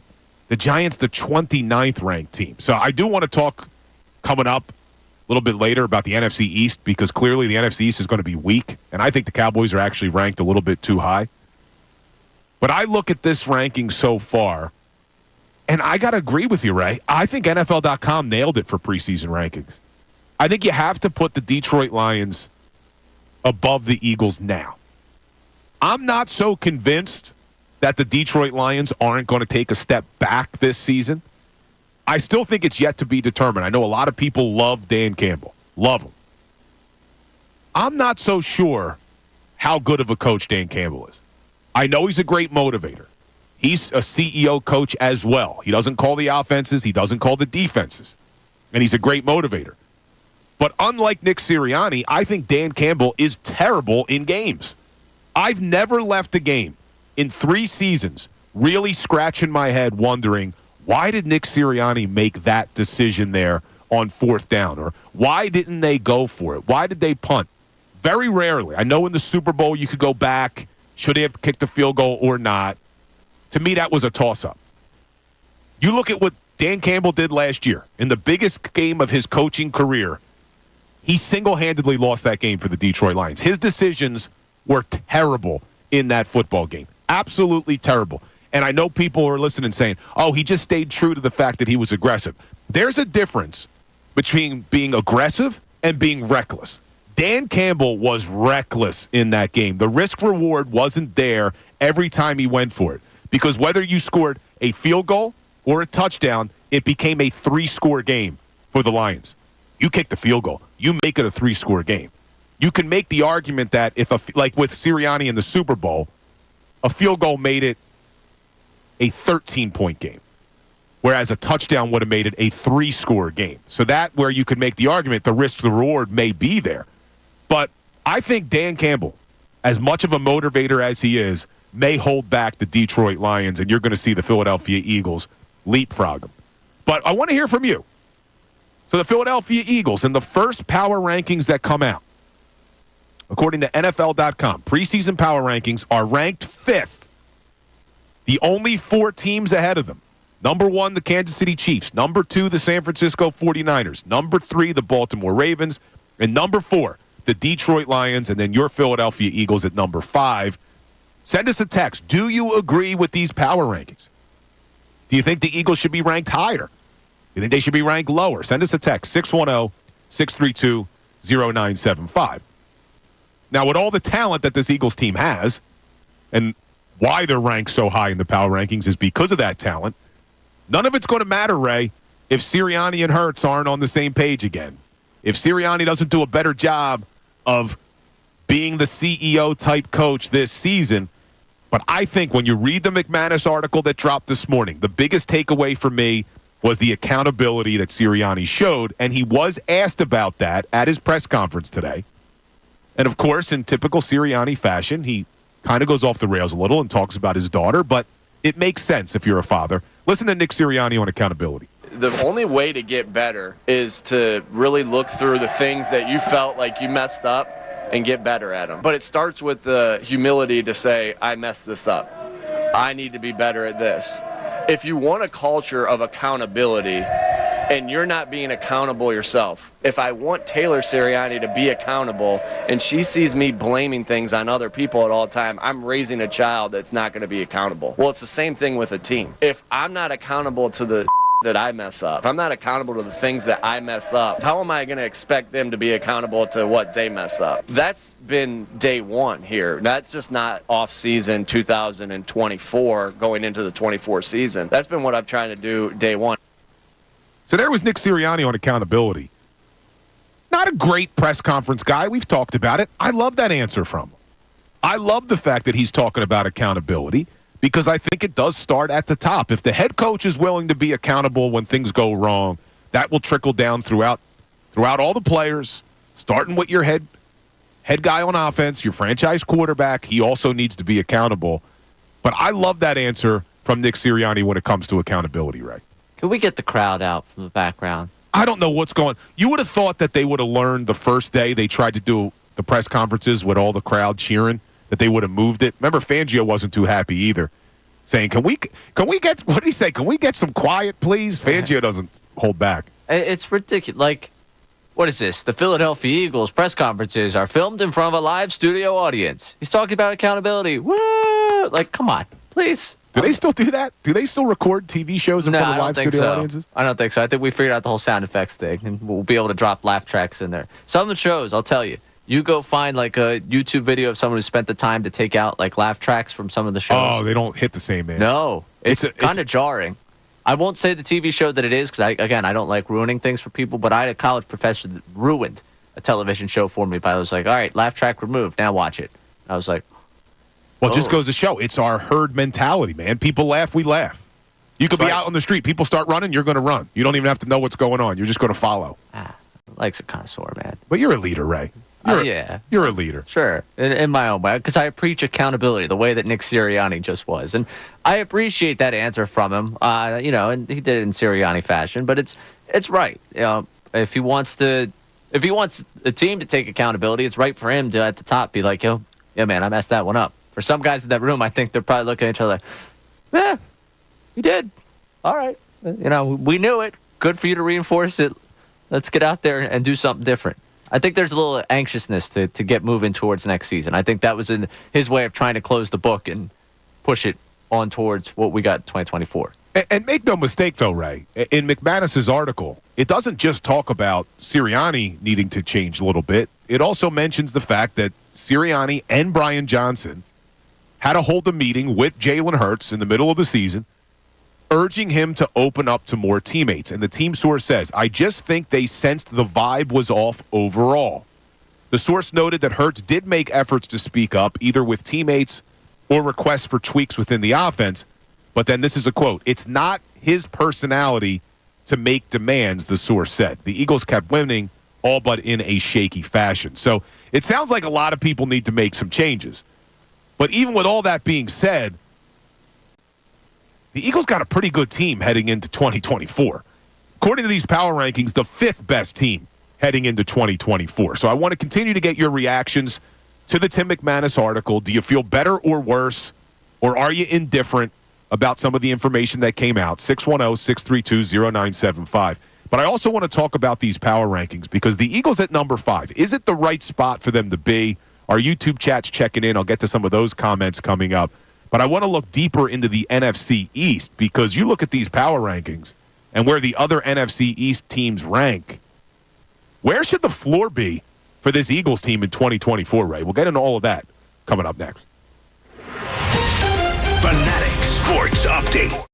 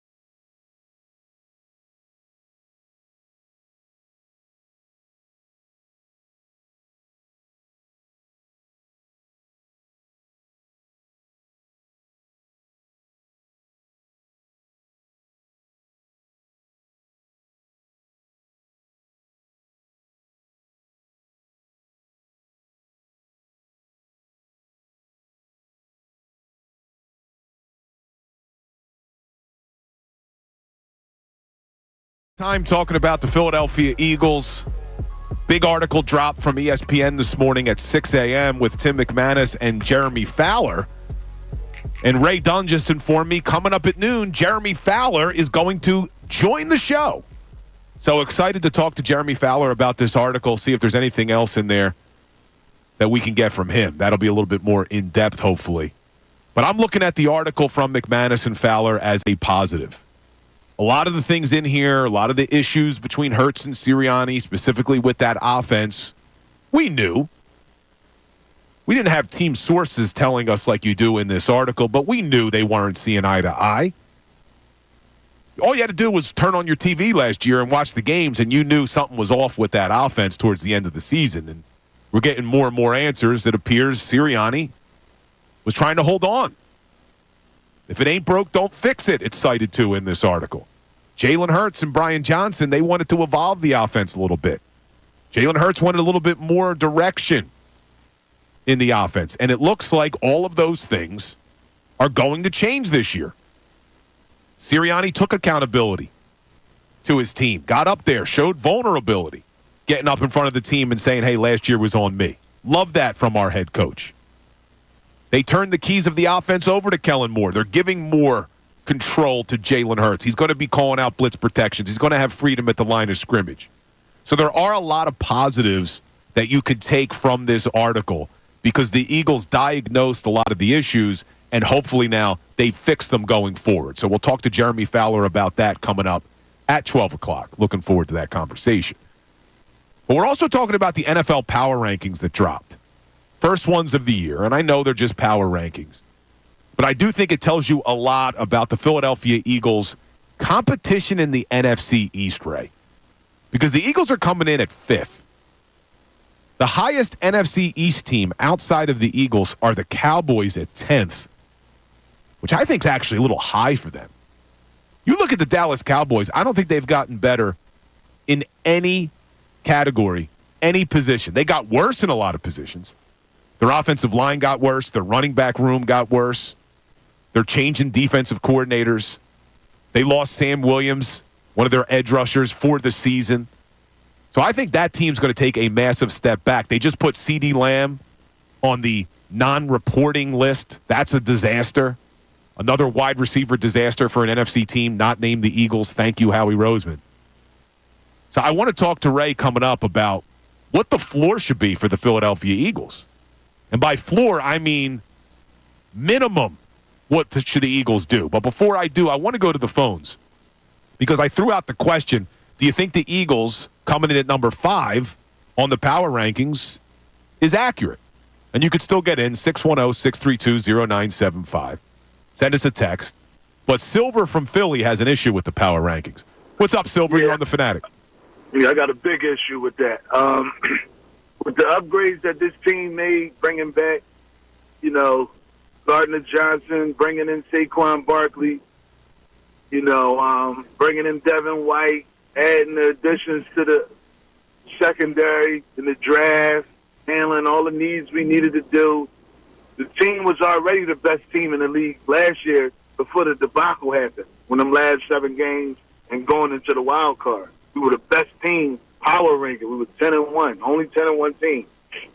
Whatever happened last year, and like you said, now everything is coming out about Hurts running the offense properly, Brian Johnson, he having one-on-one meetings with Hurts. Everything came out. So we just let this talent work itself. This is a team that could just work itself. You set up a system, and usually it works itself. And then we'll be back in the Super Bowl, and this year we'll win it. All right, Silver, I like the positivity. I'll take some positivity today, Ray, as we're trying to turn the page and look forward to the future. Now, the only thing I don't agree with is it's kind of hard not to have the Chiefs and the 49ers ranked above the Philadelphia Eagles. Look, things can change when the season starts. But right now, as we're sitting here in the preseason, I do think the Philadelphia Eagles upgraded more than the 49ers have. But they're still the 49ers, and you have to dethrone them. They're the best team in the NFC. It's going to take a big hit if they trade Brandon Aiyuk. No news on that yet, Ray, right? No, I haven't seen anything on that coming in yet, no. Should happen. Really, you would expect it to happen any any day now. I mean, it's not going to drag on much longer. I would think that if they're going to trade Brandon Aiyuk, it's got to happen today or tomorrow. I don't think they want to drag this on any more than they already have, and that's a big loss for them. We talked about it yesterday, Ray. You weren't here. With Brandon Aiyuk being traded, Jeff McClain was on the morning show yesterday. He said he didn't think it would be a big loss for the 49ers if they lost Brandon Aiyuk. Amy Fadul was here with us yesterday. She said she didn't think it'd be a big loss because they still had Debo and Christian McCaffrey and George Kittle. Although I agree that they still have a lot of other weapons. Brandon Aiyuk is their best wide receiver. Brandon Aiyuk is the guy that took the lid off of a defense that opened up everything underneath for all the other guys. He averaged 18 yards a catch last year and had over 1,300 receiving yards. This is a big part of their offense that they're going to lose. Certainly, they're going to take a step back from that. They have to. Yes and no. I do believe it is a considerable loss for them. I am very interested in the Brandon Aiyuk experience outside of a Shanahan offense and outside of an offense in which you have to worry so much about what's underneath that those opportunities open up for you over the top. Like, I'm worried about how many guys Christian McCaffrey is going to make miss when I'm going up against the 49ers. I'm worried about what in the world are they doing with Debo Samuel in this game. How is he going to be just a Swiss Army knife against us? And I think those two concerns for me, while I understand Aiyuk, the talent he is and what he is capable of doing going over the top, I think there is a concerted effort for teams to look, okay, we can't just let McCaffrey do whatever he wants out there. We can't just let Debo and the way they use him just break us down. So I think it's a loss for them, certainly, because he's a talented player that you just don't, you're just not going to have one show up and fill in for Aiyuk in the way Aiyuk does his job. But I am curious if this is one of those examples where Aiyuk, you're going to go get the payday, but the production that you have elsewhere might not match up to what you were in San Francisco. Certainly possible. You're looking at a guy, 75 catches last year, 1,340 yards. 78 catches the year before, over 1,000 yards. But everything you're talking about, Ray, with Christian McCaffrey, Debo Samuel, even George Kittle, not that you're going to be able to completely take it away as a defense, because Kyle Shanahan is a very smart offensive mind. These guys are great weapons. Think about how much easier it is, though, Ray, when now you're not worried about getting beat over the top from a Brandon Aiyuk. You're not as concerned about the outside wide receiver now, because as good as Debo Samuel is, he's not really a true outside wide receiver. They use him like that Swiss Army knife. Him and Christian McCaffrey are essentially interchangeable parts on that offense. They both can line up in the backfield. They could both line up in that slot wide receiver position. But you're going to lose your true outside wide receiver in Brandon Aiyuk. So I think it becomes a lot easier. A lot easier, but it's never going to be easy against Kyle Shanahan and these weapons. But it does become a lot easier to try to slow that offense down. We're going to go to Jalen Hurts now live at the podium. With Martindale after the last game. What was kind of behind that call? Yeah, I was just trying to pick his brain, see what he saw in us, and try and get some tips on some things. When it comes to the blitz, Wink is kind of famous for that. Did he give you any tips? Do you feel more comfortable with? Well, I think it's more so for me trying to continue to pour into my cup in terms of knowledge, and I've had a lot of respect for what he's done, and we've had a lot of success versus him. I think that was a point where we're definitely trying to make a run and make a push, and I was just trying to pour into my cup and knowledge from him and pick his brain on some things. And a very respectable person, actually a great person. In that a great coach and has a great mentality about how he goes about his business. In terms of giving you answers in the blitz, he said that you're probably going to be a little more hot this season. How much do you want, the ability to kind of throw that way? Yeah, I can't necessarily predict what's going to happen. I think the essence of what we're doing and what we're trying to accomplish is create a foundation that is strong enough to withstand anything that comes. Have you ever called another defensive yards before, like that? I've always tried to use my resources to my best ability. How about Fangio? How's that relationship going with him? Yeah, I think with Coach, I know I've joked about the competitiveness between the two of us, but having those conversations with him and seeing what certain techniques defensive backs are playing and what his intentions are behind each play, what is he trying to take away, what is he vulnerable at, all of that is just an extra tool for me in my development and understanding where the voids are, so I can play better football. Going back to JG, you mentioned when he was here, you would speak with him. Is that like a weekly thing for you? Is that just a check-in thing? Is that part of your normal process that you want to check in? It's a natural thing. You know, I think it's a natural thing. You know, you have a field and you go off of that field. What was the key piece of advice that Wink gave you that kind of you could take into this season? I'm curious to see where is this coming from randomly, this Wink stuff. There was a report from ESPN this morning that said you contacted him. Before the Bucs game. Something so long ago. Why is that relevant now? I didn't write it. First we heard it out today. Yeah. Who wrote it? I wrote it. Yeah. Okay. Well, why is that relevant now? Why is it relevant? Yeah. Trying to give proper context from what happened last season so we have a better understanding of where we are now. Okay. Well, I think for certain things, you know, I appreciate what you guys do and everything you guys bring to attention and sometimes the understanding. I think sometimes people are only able to know what they understand. Sometimes people don't know what they don't know. But in that regard, you know, I think, you know, where we are is you have reports and you have rumors and then you have reality. And, you know, we're in reality right now.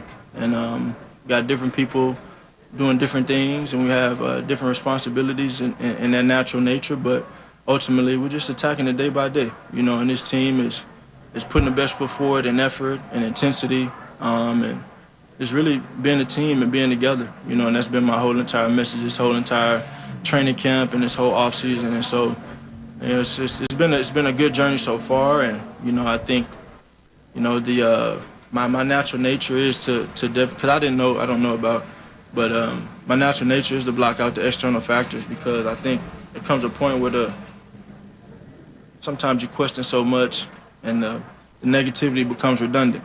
So this team is one of those teams that's going to do that, especially with the things that we've been able to experience. And it is a proper development. You know, it was a developing time. It was a time of development for us, and that's something we learned from. The last time I'm sorry. Did you drive Nick around the car? Man, he was there. I had an open seat. Tell him come hop in. Yeah. The last time we saw you play in the maybe I'll let you ride next. The last time we saw you play in the preseason, you had a good drive, also took a late hit. Mm-hmm. How do you balance those two things, the benefit and the downside in the preseason? Well, one, I don't put I can't control that. You know, I really can't control that. I put my energy towards what I come out here and do every day. You know, and if my number's called on Friday, I'll go out there and play with the right type of intensity and play my game. Is that important to you to go out there and, you know, take what you've done so far in camp, pretty strong camp, and see how it transitions, you know, against other competition? Not necessarily. I think it's important for me to come out here and practice and really, you know, push the threshold in terms of where we are as an offense and where my game is, and to continue to have those those talks and that dialogue with the coaches and Coach Kellen and Coach Doug. And so, you know, like I've said already, I trust, you know, Mr. Lurie, I trust Howard, and I trust Nick to lead us in the right direction with all these different things. And I'm just really focused on being the best player I can be, best leader I can be right now. That calls to play, that's what it'll be. You spoke last week, or I guess you were asked last week about the lack of interceptions this camp. And Kellen said you're still able to be aggressive. And you know, you've spoken in the past about trying different things this time of year. How are you doing? I guess you still feel like you're being as aggressive as you want to be in this camp? Yeah. Absolutely. I think, you know, I guess that's an optical thing to look at, but you know, I'm not doing anything that I haven't done before. And I'm not chasing anything that I haven't achieved before. It's just a matter of leveling up and then being better than I was. And so the goal is always to be better and take those steps. And, you know, you want to go out there and be efficient. You want to go out there, obviously take care of the ball, but you want to score touchdowns. And so, you know, certain things come with the natural nature of playing a position. And, you know, it's just kind of been one of those camps. I'm not putting too much into it. You know, I just really want to be efficient as an offense and score points. He said yesterday that he gave you props for kind of making more connections off the field. Have you been involved in these golf games? Is that something new for you to kind of try to build those connections? I'm not a golfer. I hadn't got there yet. I was told not to golf by Mr. Leary. Funny story. Talk about it another day. But I've been able to forge those connections in different ways, and it's just been a natural thing. I told you guys when I came here, and the intentions behind being able to build a rapport with some of those guys that I may not spend as much time with naturally. And we spend a lot of time here, but with those younger guys, those rookies, and then the free agent guys and the new guys that are coming onto the team and really developing some type of chemistry with them, because there has been a time in my experience, in my career, in last year, where you roll out there with, not the number one slate of guys, and so you want to have had forwards a connection already with everyone, and that goes for quarterbacks, that goes for tight ends, that goes for running backs, that goes for everybody. What's our two more question level of confidence that this new scheme will give you sufficient answers? I think that's all determined on our focus and how we prepare, the dialogue we have, and ultimately everybody, being committed to it, truly being on the same page and doing their job, but just taking it day by day. You want to be able to say you're prepared to weather any storm that's going to come, and you got to have a strong foundation so you can be on a good track. The other week he talked about the collaborative approach that you're taking to setting protections against the blitz. What'd you say? When we spoke to Cam Jurgens the other week, he talked about the collaborative approach that you're taking to setting protections against the blitz. What has that process been like as you work with a new center? Yeah, I think it's clear that it's a new road for the both of us, and it's been a road that I've been waiting on. I know we've had a well-respected guy, a Hall of Fame guy that's been doing that now, and now we're forced the opportunity to do that. Something I've been wanting, and I think that's how it's supposed to be. So you got to be able to communicate, you got to be on the same page, and ultimately have a good, strong, foundational base where everything has good responses to whatever comes. Thanks, Joe. Thank you. So that was Jalen Hurts at the podium after practice today. We're going to get some reactions from Andrew DeCecco coming up at 1 o'clock about the actual practice. But at 12 p.m., we're going to have Jeremy Fowler, who was involved in the article we've been talking about since the start of the show. And interestingly, it didn't seem like Jalen Hurts was aware of the article, right? That was a shock to me that he's being asked questions about. One of the things we learned in the article was, if you're just tuning in and you missed it, we learned in this article that he reached out to Wink Martindale after the regular season ended to get some answers to questions about the blitz, things that Wink Martindale and the Giants did against Jalen Hurts, why they did certain things. And Jalen Hurts was asked about that, and he says, I'm just curious, why is this coming up now? It was so long ago. Now, I don't know if that's him pretending like he didn't know about the article, because I'd be shocked if the public relations department with the Eagles didn't tell him before he hit the podium, hey, by the way, there was this article written, you're probably going to get asked about it. I'm trying to think from the PR perspective, and I'm thinking probably you're looking at that article, and all right, they're talking about your relationship with Sirianni, they're talking about Brian Johnson, how many bullet points down is, oh, by the way, a conversation you had with Wink Martindale coming up? Like, that might not be while you're trying to prep him. I don't know if you anticipate that he's going to get 16 questions on Wink Martindale, because it was like 4 or 5 questions before he's like, oh, okay, what's the deal with the Wink Martindale thing? Yeah. Like, what's everybody talking about here with this? I think maybe the way he's prepped for that one is, hey, listen, man, we're doing the Sirianni conversation again. I know you're sick of it, but you're going to have to talk about it again. This came out today. And I think maybe he didn't know, maybe they didn't go with the whole, hey, Wink Martindale was in that story, because you mentioned it's a lengthy piece. It is. It's a 10-page piece, so maybe you're right. Maybe they gave him a warning right before he comes on the air, but they don't tell him about Wink Martindale. What's interesting, though, is I think it was John McMullen who asks the question, and then Jalen Hurts is like, why is this coming up now? And McMullen's like, I didn't write it. He's like, well, who wrote it? And then you hear Tim McManus. I did. And then he's like, I'm just curious as to why.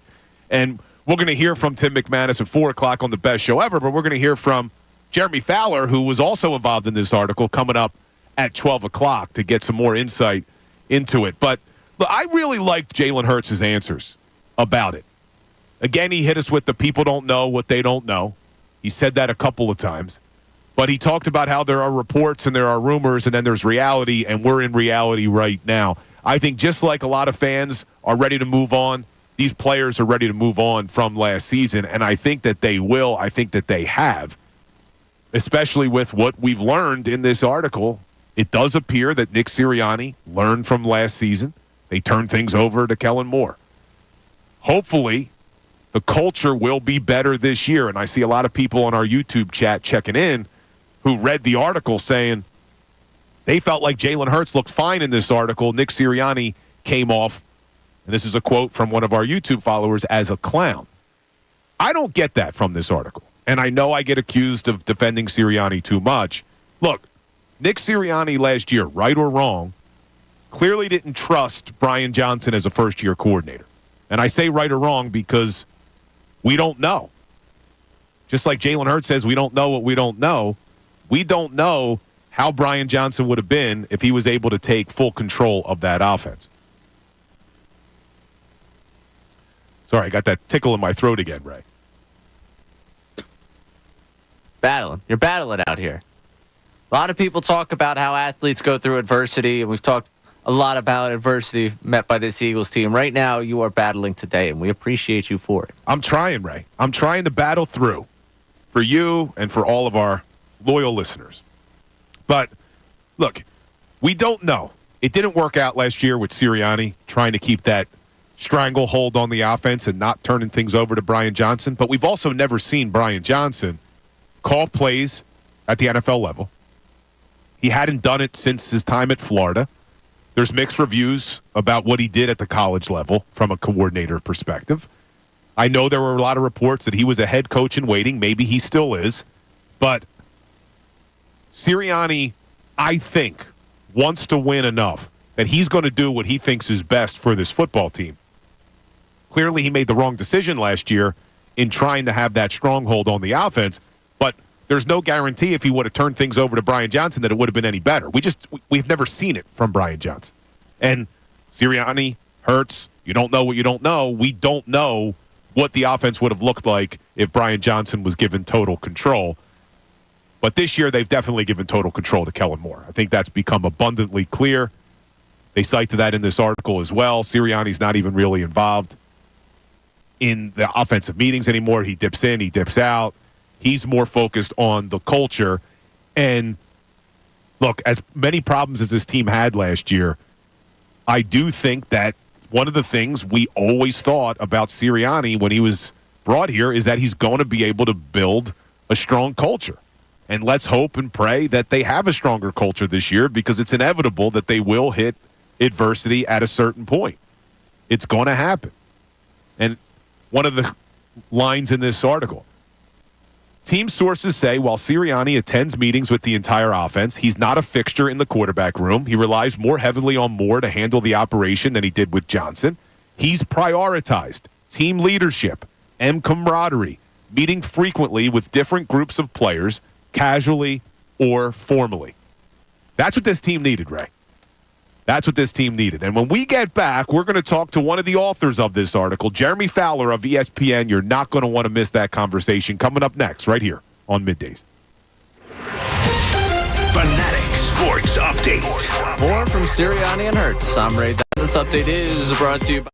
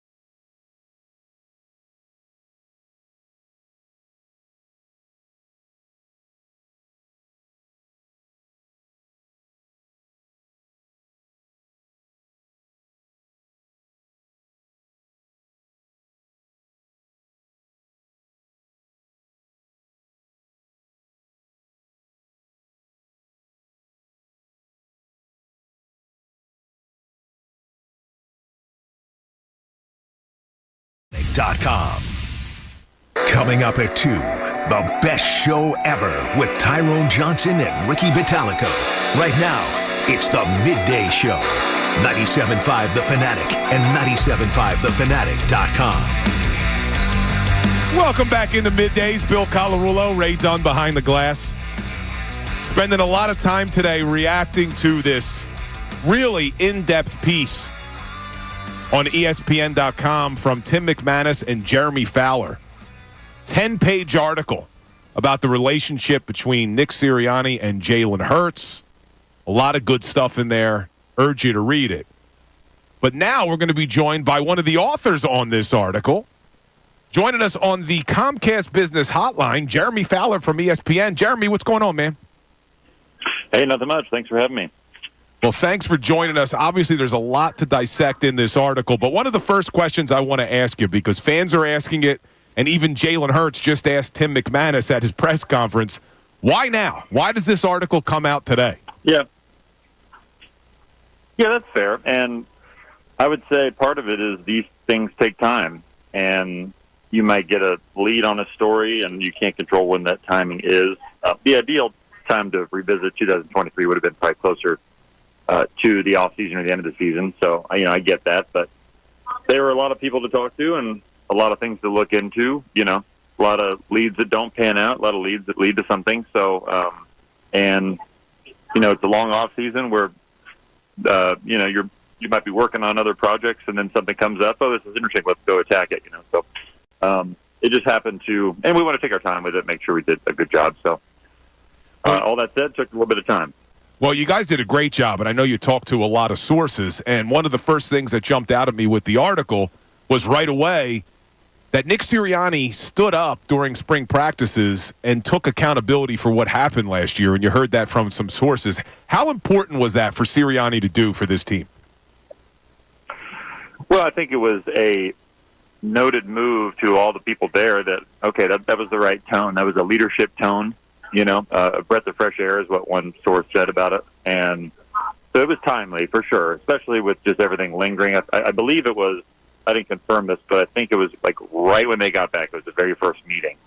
So he was trying to set a tone, and, it wasn't, we didn't call it a mea culpa because, he was trying in part to promote accountability throughout and have everybody look inward. It wasn't all about him, but clearly, he made it, or he put the onus on himself, saying I took full responsibility for last year. And so, it sounds like that, we were trying to paint a picture on it, that it was a much bigger meeting than any normal team meeting where you just say, hey, welcome back and let's go get him this year, So, there were some things that need to be said. And he, said, hey, look, it's not about Jalen Hurts or A.J. Brown or anybody else that you might have seen in the media last year. It's about me. I'm the leader of this team, and I didn't get it done, So it was a pretty honest moment from all the accounts I got. And there's a lot of stuff in here about the relationship between Hurts and Sirianni. How bad did it actually get last season, Jeremy? Well, I would say, look, conflicts happen in the NFL. So there, I really think it's a matter of different philosophies, a little bit different personalities. An offensive coordinator that was kind of caught in between, wanted to do some new things. A head coach who, rightly so, to an extent, wanted to stick with what they were doing because it worked so well, and they had the personnel to do it. And, Jalen Hurts was, they felt was best in that kind of system, where you're that dual threat. And I think Jalen wanted it to evolve a little more. There are different personalities, and that Jalen's a little more reserved, internalizes conflict a little bit, just according to the people we talked to, where Nick is a little bit different, a little more boisterous, emotional, and maybe even brash at times. So it just comes to a head. It's one of those things where people would acknowledge there were tense moments, but they also didn't want to get into it either. So, it's probably somewhere in the middle. But, I've really heard nothing but good things throughout the offseason. And having a new coordinator and Kellen Moore be sort of a buffer helps, But the system's in place for them to be able to thrive together, I believe. And you talk about in this article that Sirianni's been bold in his attempts to fix it all, and You specifically cite to the fact what you just mentioned, Kellen Moore being brought in as offensive coordinator. There's a lot of people in Philadelphia, though, who question, did Nick Sirianni make the decision to bring in Kellen Moore, or did that come from the higher-ups? What was your take on that whole situation? Well, we heard whispers about what might have happened, never enough to really confirm one way or the other. But, we were told that Nick Sirianni did a lot of reflection after the year, and I think the year was pretty eye-opening to everybody, him included, So he did some self-reflection that was, was conveyed to people in the building. I assume that's Howie Roseman and owner Jeffrey Lurie, and they kind of formulated a plan, As to who mandated new coordinator change, I don't know, but it did seem to be sliding that way for a while. Even though the offense was still top 10 in a lot of categories, it just, they kind of needed a new direction, I think, at that point. So I think I'm guessing it was clear to everybody. We're talking to Jeremy Fowler of ESPN on the Comcast Business Hotline, who was involved with Tim McManus in writing an article that dropped this morning about Nick Sirianni and Jalen Hurts. Another interesting thing in this article, Jeremy, was the fact that when the regular season ended, Jalen Hurts reached out to Wink Martindale to figure out some things about the blitz. Have you ever heard of anyone doing that before? I haven't. That is a really interesting note and layer to it, because you have a quarterback who's clearly searching, right? And what do you do when you're searching? Smart people go look for answers, right? Instead of complaining, you go look for an answer. So on that level, it's really interesting and shows Hurts' desire to be good and better. It's also a little odd because it's a rival, and you're calling mid-season. Just kind of talking to some coaches casually about that, they hadn't really heard of that very often and thought it was noteworthy.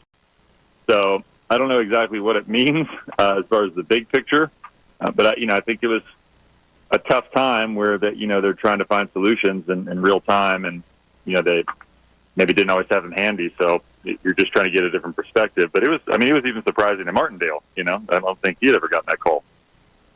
Yeah, it was interesting, definitely.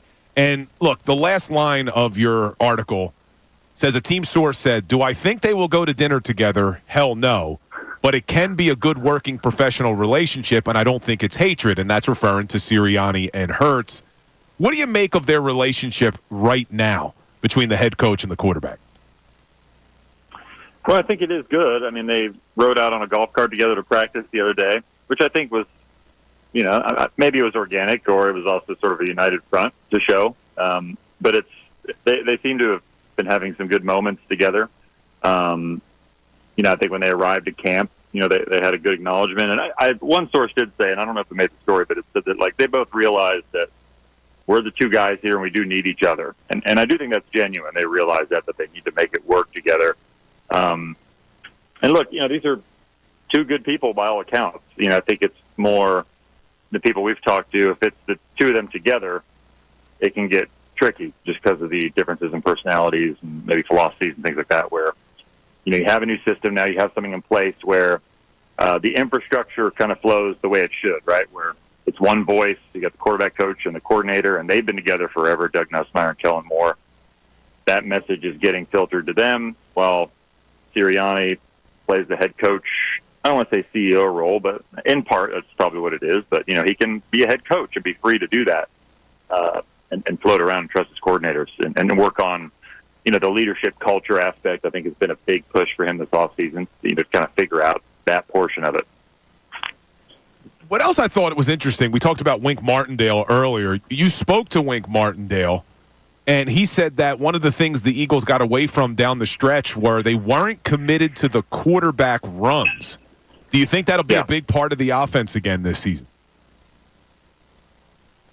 Well, I think it has to be because Jalen's really good at it, and by all accounts, he's healthy. And I think the one element that has been fleshed out locally is that he just didn't look quite right last year, too. I think the injury was a part of all this.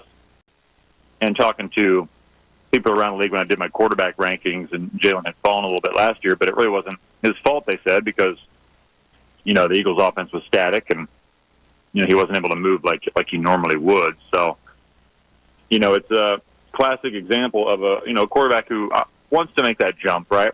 We saw it with Russell Wilson. You get to the Super Bowl, you win a Super Bowl, you're kind of a dual threat quarterback. But, you want to show that you can do more and take on a bigger load as a passer, where the team's trying to find a balance between accentuating what you do well and still give you some of that growth. So Kellen Moore's an experienced enough play caller where they should be able to find a middle ground. There are a lot of similarities between Dak and Jalen, I would say. And, Kellen did really well with Dak. So they can probably find a sweet spot there. And, Jeremy, I appreciate you making time today. I got one more for you. At the end of this article, you say the major question following last season's tailspin is how this team will react to when adversity hits and how will Sirianni navigate it. And then it goes on to say that there are a lot of people who observe the coaching landscape, already have the Eagles circled as a potential head coach vacancy this offseason. What does Sirianni have to do when adversity hits? And if it doesn't work out, who's circling this? What head coaches out there are looking at Philly saying, hey, you know what? I'd love to go there.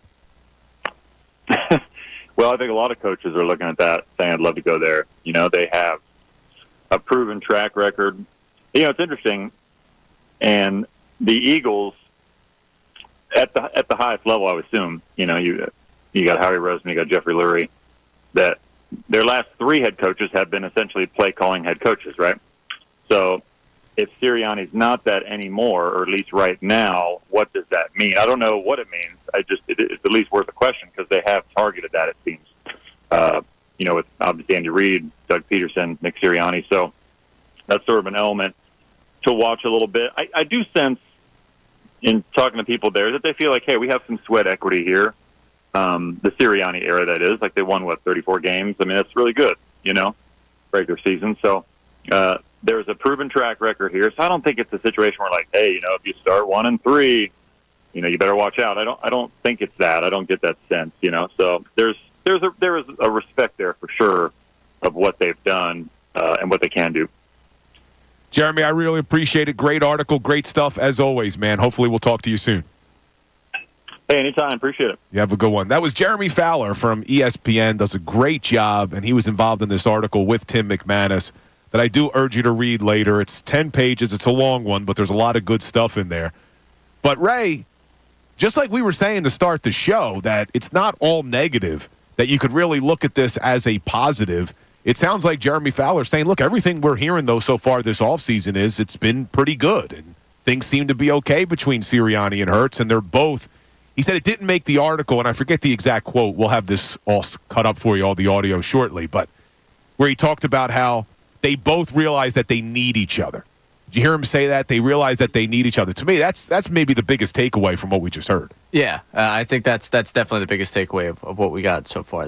That the two sides so far, whether any references to golf cart, and part of that might be for show, part of that might just be genuine, they realize that for better or for worse, they're in this together.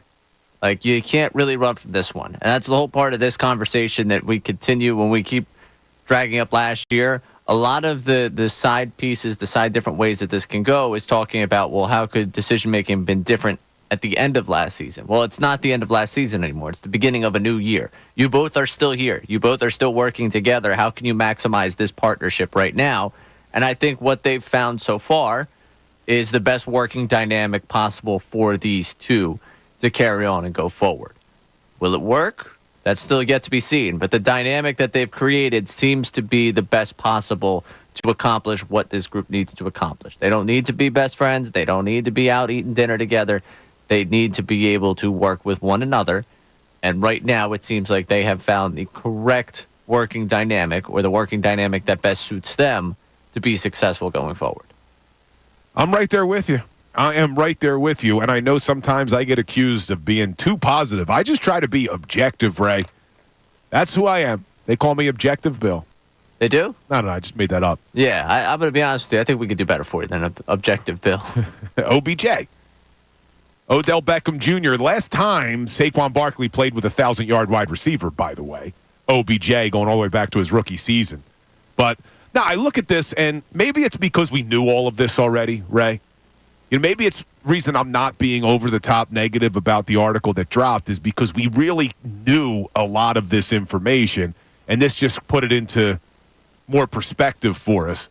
But I do look for the positives here. We had the general concept of it. This is a much deeper dive into, hey, here's what someone saying here, what was someone saying there. I think there's individual things out of this that take us much, much closer to the action. The overall concept of the story is something that we've been following for months and months and months, and this is just a deeper look at it. So I appreciate the added insight to it. It continues to fuel questions that I have about what's going to happen this season in terms of leadership. It doesn't necessarily answer everything.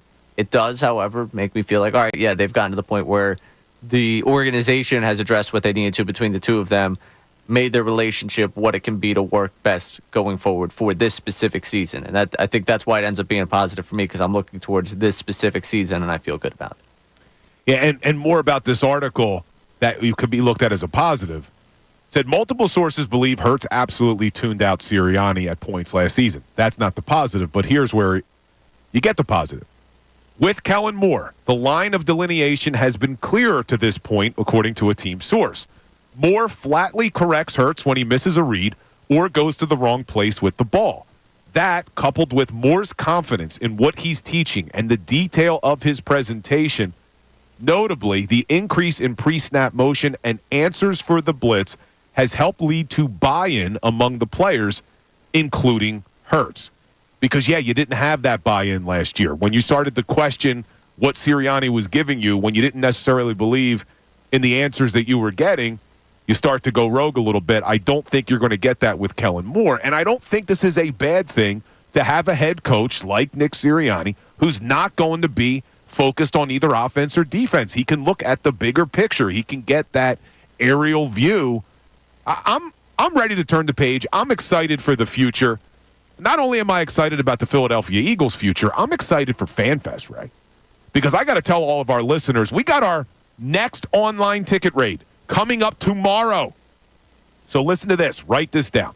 The 97.5 The Fanatic FanFest 2024 with FanDuel is back. It will be Saturday, September 28th at Xfinity Live. You can get your tickets during our next online ticket raid tomorrow, August 8th at 12 noon at 975thefanatic.com. This is the biggest party of the year for Philly sports fans. All of us Fanatic hosts will be there. Celebrity guests, Philly sports legends, activities, games, prizes, and a whole lot more. Go to 975thefanatic.com for more information. I'm very excited for FanFest, Ray. Less than 24 hours till that ticket rate, so you got to get ready. Yeah, so tomorrow, while you're listening to us on the air, I'll be here with Andrew DeCecco tomorrow, Ray Dunn behind the glass. Andrew's going to join us at 1 o'clock today to talk about practice, because all this news about Tim McManus's and Jeremy Fowler's article, we kind of forgot there was a practice today. So I want to talk to Andrew DeCecco. He'll join us at 1 o'clock, but he will be with me for the whole 4 hours for tomorrow's show. So obviously we'll do a lot of Eagles talk. We've been talking so much Eagles today, Ray, that we forgot to really talk about the fact that the Phillies got back in the winning column last night. And it was a huge win because now they have officially won the season series against the L.A. Dodgers. They own the tiebreaker. If they meet the L.A. Dodgers in the NLCS and they have the same record, Citizens Bank Park has home field advantage. That was huge last night. Yeah, that was massive last night. And it was just good because you could feel the tenseness around the team, and not necessarily inside that clubhouse, but the tenseness in this city ramp itself right back up. Nothing gets people going quite like the Phillies taking an early lead, Nola giving up some runs, and then them losing on Monday night. So the tenseness, I think, surrounding the team was like, oh, did they get their mojo back Sunday? Monday night happens, and all the goodwill goes out the window again. So depending how you slice it, they've won 2 of the last 3. So this is a real encouraging stretch. Look at you being positive today. With this team, you see it, and you see them breaking out of it. You see things going their way. I think last night, Christopher Sanchez, you can't talk enough about a guy that I just am going to continue to heap praise upon him, because a year ago, this was not the story I had written for him, and I'm so glad that this has been the development for him and for this team, because they have needed it. Really, really big win last night, because you did not want to go into tonight banking on Tyler Phillips against Gavin Stone for salvaging a series. And that to me was huge. And then again, they're able to get some offense going. They got a little power there late. And we're probably closing in on a conversation about Edmundo Sosa that we've had a couple of times. But The more Stott struggles, the more we really have to dial into this conversation. I mean, at the very least, you got a platoon at second base right now that I think is going to continue. And I don't think you'll ever just sit Stott down. No. But Sosa's got to be in the lineup, I think. He's got to be. He's got to get his opportunities. And we go back 2 nights ago. That's why we were so frustrated you let Garrett Stubbs hit in the 9th inning. 2 outs, man on first, down 2. You had Sosa on the bench. Why not give him a shot at the plate? Why not give him a chance? And if it wasn't him, you had Weston Wilson too. But, yeah, I'm with you on that. And another big news last night for baseball. Braves got crushed, Ray. 10-0 by the Milwaukee Brewers. So now the lead in the NL East is 6.5. So though I want to see this Phillies team string together some wins, things look pretty good today. They look a lot better because the sky was falling a little bit a couple of days ago. But now the Braves getting crushed. You take the season series against the Dodgers. They got a shot to win the series tonight. That would be huge. If they could win tonight, I think all will be well. Oh, they win tonight. I think the nerves around this city, they'll still be there because we're a very anxious group. And I think a lot of people aren't going to let go over the last couple weeks, and they're going to ignore the first 3.5 months of season. But they win tonight, you're definitely going into Arizona feeling a certain type of way. I think this, again, last night was just huge for kind of take a deep breath, get a chance to win a series. You do win the season series against them, and you beat the Dodgers at their place 6-2. I know it wasn't that handily throughout the entire time. The anxiety was there throughout the game of, all right, I'll be able to hold this, I'll be able to hold this, but you did your job, and you did it. You did exceptionally well. It's the first time they beat a team that actually scored a run against them in how long? So it was nice to see. It was very nice to see. And I know they had some power late, but it was nice to see them score some runs without the long ball early as well, manufacturing some runs there. So we'll continue to react to that, but I want to get back a little bit to the Eagles conversation that Ray and I dove into earlier in the show, which was as we looked at the NFL power rankings, and you see where the Eagles rank, number 5th overall, by far the highest in the NFC East. When we talk about a successful season for the Eagles, because they brought in all of this talent, new coaches on both sides of the football, what would we define as a successful season for the Philadelphia Eagles? Where would you put the floor? Obviously, the ceiling is a Super Bowl victory, but I don't think this is a Super Bowl or bust type of season. But what would be considered a successful season? So I want to get into that with Ray coming up next. Fanatic Sports Update.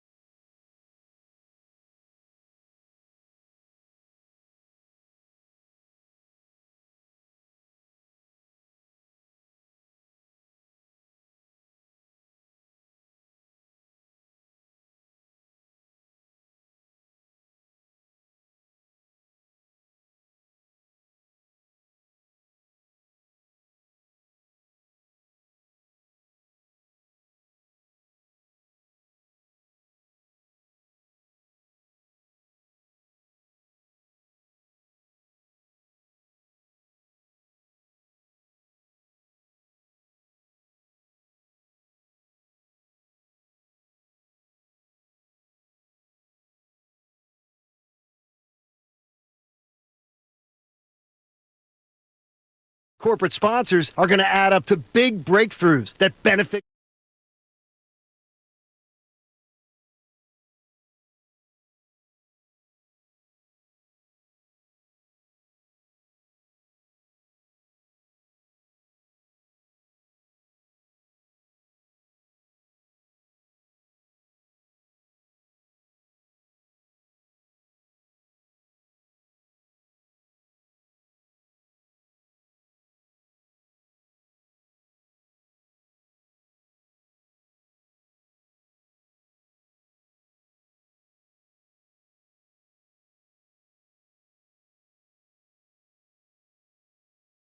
We have you covered. Live updates, press conferences, insight, perspective, and your reaction. This is 97.5 The Fanatic and 97.5thefanatic.com.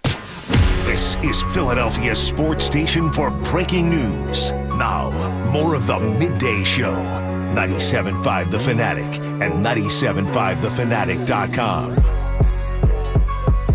This 12 o'clock hour on 97.5 The Fanatic is brought to you by Service First Heating and Air Conditioning. Get 0% financing for 72 months and a $500 rebate when you purchase a complete heating and cooling system from Service First. Learn more at servicefirst.hvac.com. Bill Colarulo, Ray Dunn, middays with you today. We heard from Jeremy Fowler earlier, who was involved in this article with Tim McManus. A lot of good stuff in there. And I know a lot of people are asking, why now?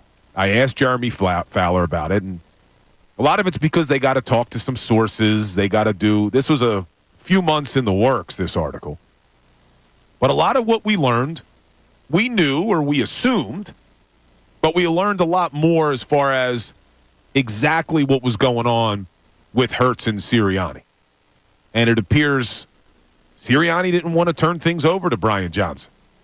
He didn't want to make a lot of changes to the offense. Jalen Hurts, hearing from two different people. He's getting messaging from Brian Johnson. He's getting messaging from Sirianni. He doesn't have a lot of faith in Sirianni. Went rogue at times. So they need to get better this year, and I think they will. It sounds like Sirianni took responsibility in the spring, which was a big move by him. Sounds like Jalen Hurts is ready to move forward. We heard Jeremy Fowler say both guys realize they need each other. And I think when you look at it from Sirianni's perspective, no coach survives bad quarterback play. So he definitely needs Jalen to play better. But even with all the turmoil from last year, Ray, which hopefully we've moved past, there's a lot of expectations for this Eagles team this year, as there should be, with them being as talented as they are. And right before we went to break, I said, what should be the floor? And by the floor, I mean, what's a must for this team this year? Obviously, we want a Super Bowl. That's the goal. I think this team is capable of winning a Super Bowl with as talented as they are and with the coaching staff that they have. And clearly, national media does as well, having them ranked 5th overall in the power rankings, even after that quote-unquote collapse from last season. But I look around the NFC East, Ray. The Giants are the Giants. I think they're going to be terrible again. I don't think Daniel Jones is the answer at quarterback. The Commanders, I think, are the most improved team. I really think they're more improved than the Eagles are. I just don't think it's enough. You got a rookie quarterback. There's a lot of pieces there, new coaching staff. But I do think they're probably the most improved team. I think they'll be better, but I don't think they're ready to compete. And then you have Dallas, who hasn't improved their team at all. They got weaker at almost every position. They got a lame duck coach. Quarterback in the last year of his contract with a no franchise clause, no trade clause. You have C.D. Lamb holding out. You have Micah Parsons wanting a new deal. There's a lot of turmoil there. New defensive coordinator. They just had a season-ending injury to one of their edge rushers. So I look at this NFC East, Ray. I think that's a must for the Eagles. If I'm setting a floor for the Eagles, I think they have to, with all the talent they have, anything less than an NFC East championship would be a major disappointment for this Eagles team. Yeah, I'd be massively disappointed if they didn't get that done. I mean, you just look at the division, and it's something that I think I've echoed a couple of times this offseason, that I think one of the greatest strengths going into this season or points of optimism, I guess, for this Eagles team is the rest of the NFC East. I think the Giants are going to stink. And I think the Commanders are still a year or two in terms of build time for them to get themselves in true, competition mode. Where we're talking about them being one of those teams in the NFL that can compete. And for the Cowboys, I think they've gotten worse. That's something you and I have been kind of step for step with this offseason about the Cowboys. I don't think they're as good as they were a season ago. They got a lot of tense situations down there right now, be it CeeDee Lamb, be it Michael Parsons, be it the head coach, and Dak Prescott wanting a contract. Everything there tells you that it's not all joyful coming out of training camp down there. It's not, it's not everybody pulling one way. Everyone's kind of got to get taken care of before they can get this season going, or you risk them being disgruntled, making business decisions, all those things. So the floor for me is right there with you. They got to win the NFC East. They have to. The talent they have on the offensive side of the football and how close they were to doing it a season ago with all of this that was going on around them, you got to go with the NFC East. And it's not just us. Look, sometimes you lose sight of the forest through the trees when you live here and you're so close to the team and you know more about the Eagles than you do all the other teams. You just look at the sports books. I'm looking at FanDuel right now. The Philadelphia Eagles are a minus 140 to win the NFC East. The Cowboys are a plus 175. And I think that number would be even higher if they weren't the Cowboys. I think they always are going to give the Cowboys some decent odds because they know idiot Cowboys fans are going to put money on them no matter what. But then you got the Commanders plus 1,100, New York Giants plus 1,600. So you look at this FanDuel Sportsbook, I'm right there. I think the Giants are going to be the worst team in the NFC East. But I'm actually starting to lean towards, and I see one of our YouTube followers. I want to give him credit for it because I'm right there with him. Where are you? I must have lost your thing because they're going crazy in the comments on this, saying, are the Washington Commanders going to be the second best team in the NFC East? Yeah, here we go. The hypothetical man. I could be sold on the Commanders being the second best team in the NFC East. That's one of our YouTube followers. I'm right there. I could see the Cowboys taking such a step back and the Commanders taking such a step forward. Look, this Commanders team, again, I don't think they're ready to compete for the NFC East championship. But you look at what they've done this offseason. It wasn't just a rookie quarterback. They've added some veterans, too. They got Frankie Lavu, Bobby Wagner. They've done some things to improve this team, right? They have. I'm going to give the due respect to the reigning NFC East champs and the fact that I've seen the Cowboys do it. I've seen this group go and do it. Zach Ertz on the Commanders now. Yeah, that's great. Austin Eckler. A lot of names. We'll see what game is left there. And Cliff Kingsbury's their new offensive coordinator. I'm so happy he went there and didn't come to Philly. I didn't want Cliff Kingsbury. No. I want him far away from here. So, yeah, I'm cool with it. They've added names. We'll see how much game is still there for that group. And, look, I have higher expectations for this Eagles team than just winning the NFC East because I see another one of our YouTube followers, Neil Deaver, saying getting to the Final Four of the NFC teams is the floor. And you're talking about the playoffs, and I'm right there with you. I want to see them win playoff games. But when I look at the regular season, to me, if this team doesn't win the NFC East with as bad as I think the Cowboys are going to be and what you still have with the Giants and the Commanders, even though they've improved, I think it would be a massive disappointment for the Philadelphia Eagles not to win the NFC East. But we're going to continue that conversation coming up. We'll be joined by Andrew DeCecco at 1 o'clock to get some updates from training camp practice today. But summer games are still going on, and now we're going to go to our summer games update. Westwood One Sports presents this special update on the 2024 Summer Games. Coming off Monday's win over Brazil, the 4-0 U.S. men's volleyball team is looking to remain perfect.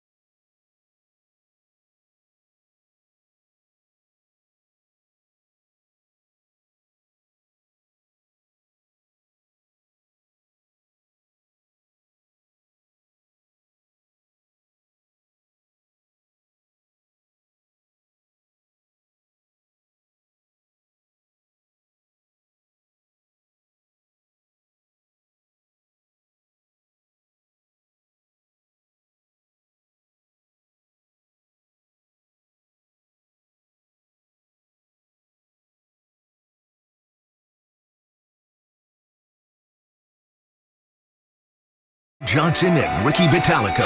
Right now, it's the Midday Show.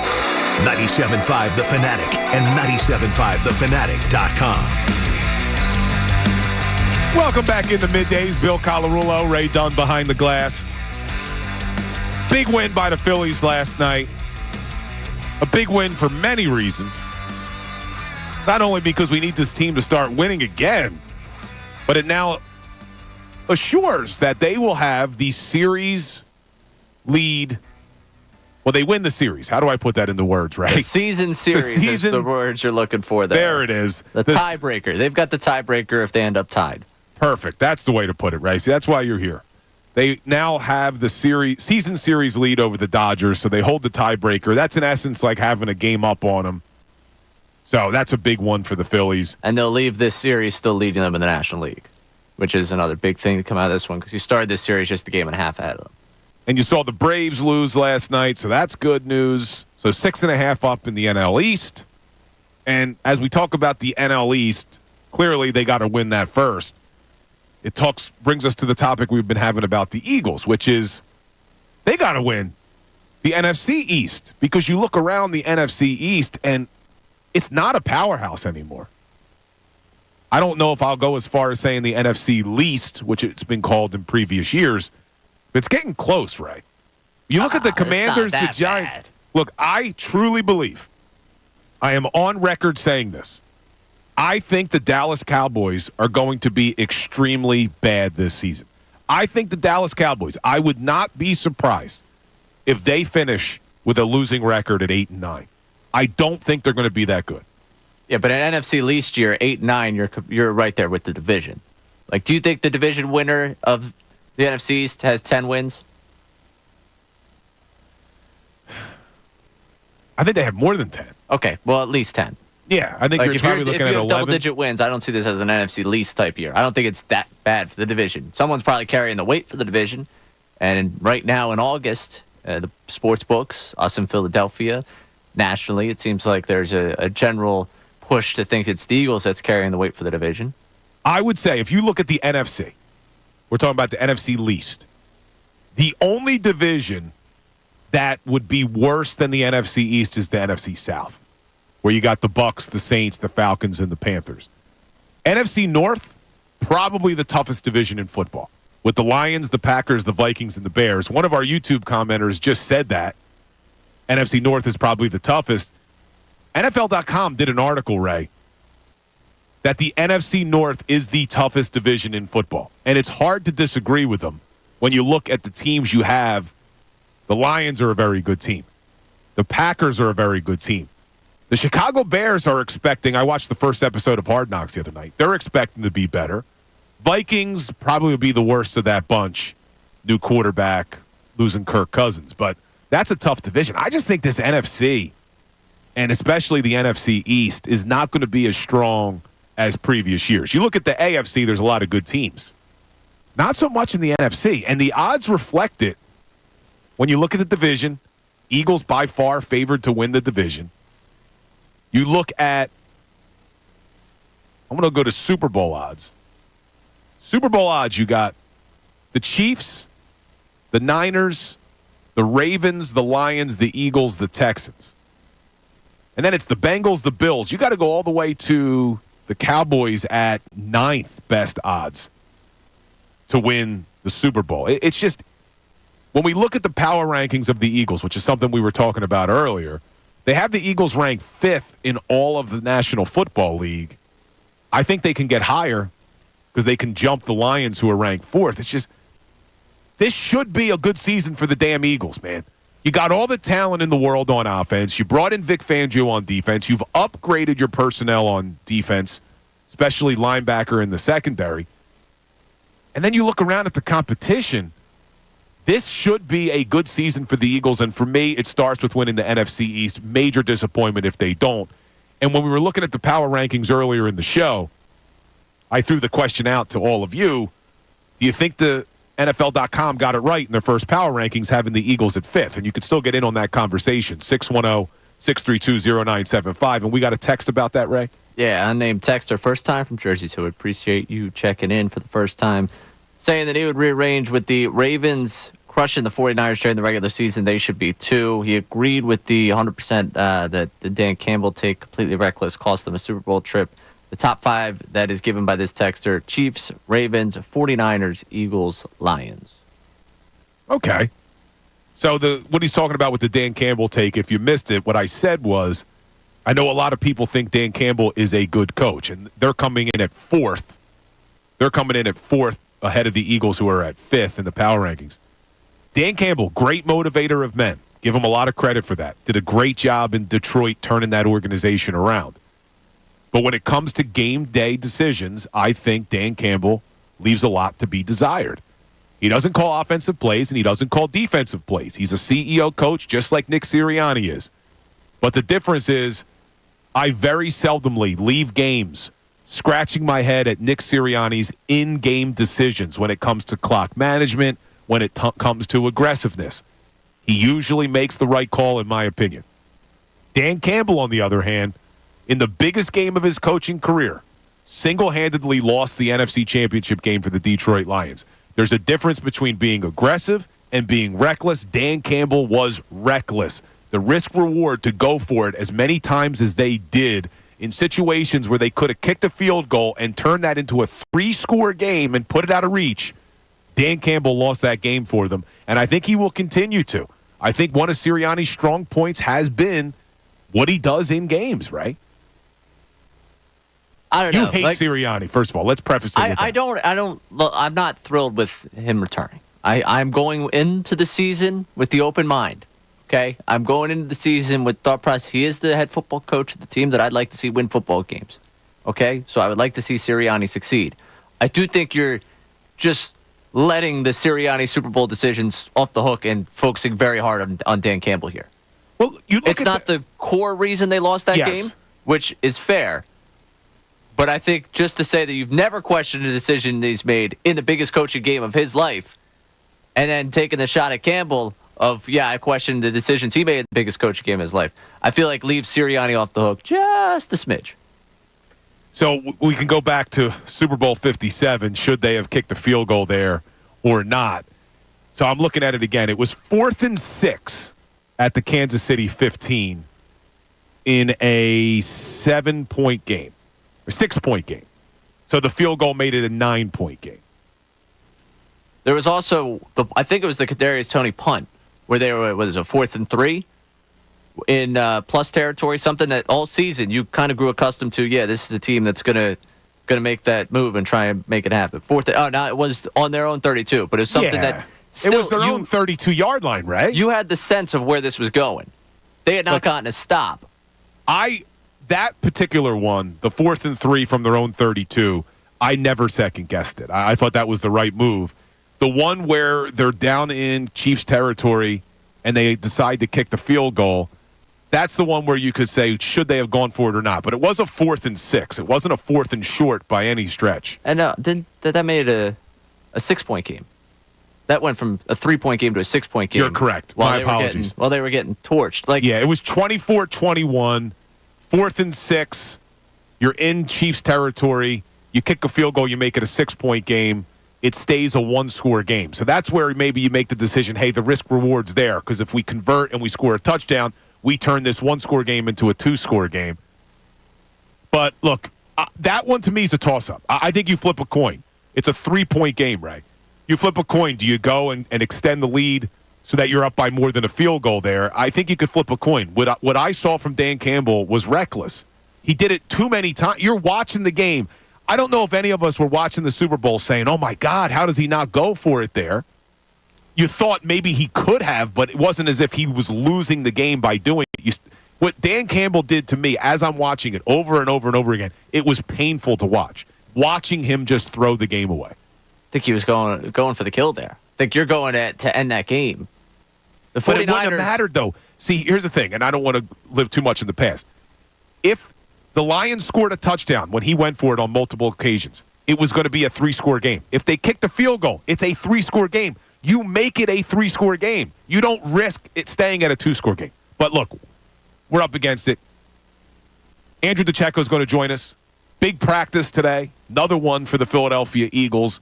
I know the Tim McManus, Jeremy Fowler story is getting all the news, but the Eagles did practice today. So I want to talk to Andrew DeCecco coming up next about some of his observations and maybe the wide receiver 3 position may be starting to take shape. We'll get into all of that with Andrew DeCecco coming up next. Fanatic Sports Update.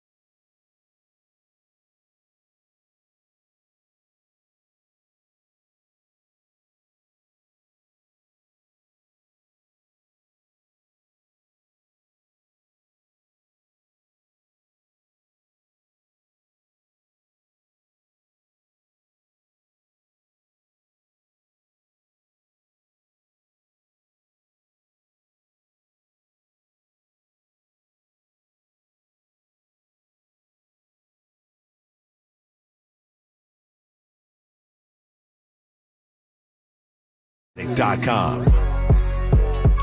Welcome back into Middays. Bill Colarulo, Ray Dunn behind the glass. And now in studio with us, fresh from the NovaCare complex, my man Andrew DeCecco. What's up, Andrew? What's going on, Bill? Doing great. How are you? How was it down there today? Hot or a little cooler today? It was a lot hotter than I thought it was going to be. Everyone told me it was going to be cooler. It was overcast, and then the sun came out, and it was just as steamy as it was yesterday.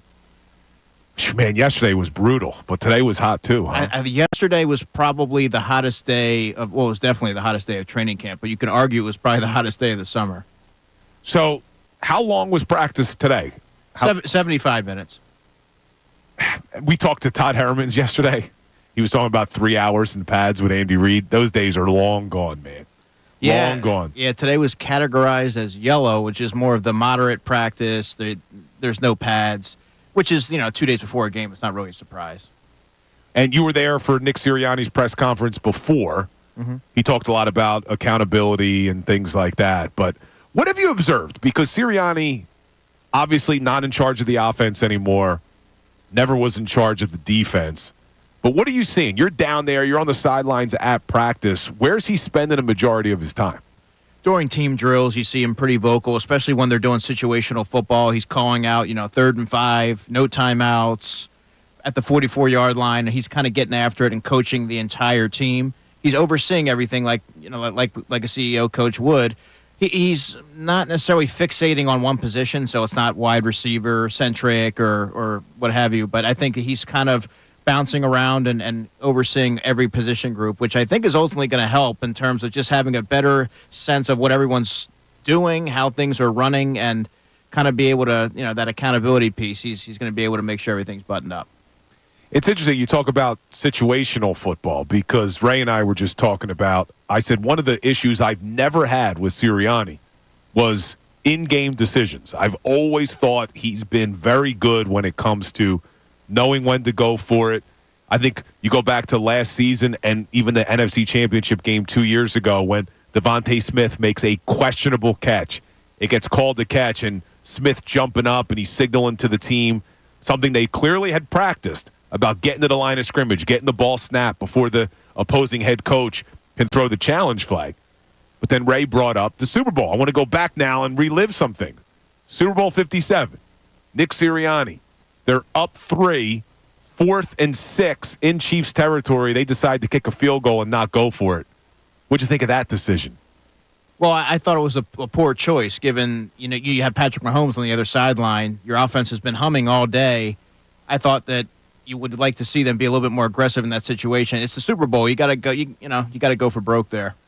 Yeah, Ray was agreeing with you. Andrew, I know I tell you this all the time. So great to see you. So great to have you. You should have seen the smile great to he be gave seen. me. The little smug smile he gave me. Like, you see? Andrew agrees. Oh, look, Ray Dunn, I've always said, smart football man. He is a smart football Andrew man. DeCecco stands alone on some things. But, okay, outside of that, which I do understand, biggest game of his head coaching career, which I still think would have been a coin toss on whether he should have gone for it or not. If they would have gone for it and they didn't get it, people would have been saying, how do you go for it on 4th and 6?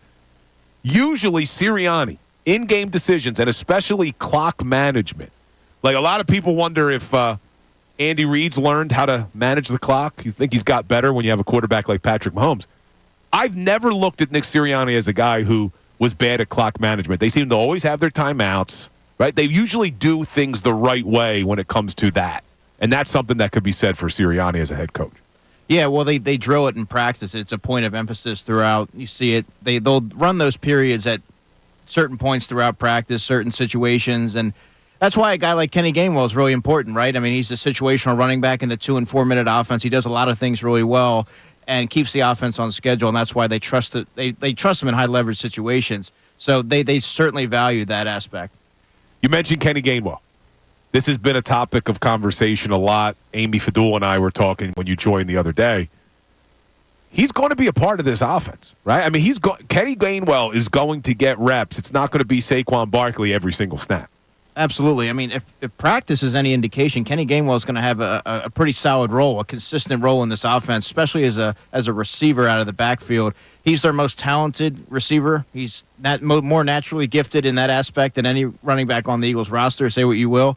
and he looks a lot more explosive than he has in recent years. So I think you're going to see Kellen Moore kind of implement a two-headed rushing attack, but you're going to obviously it's going to skew heavily towards Saquon.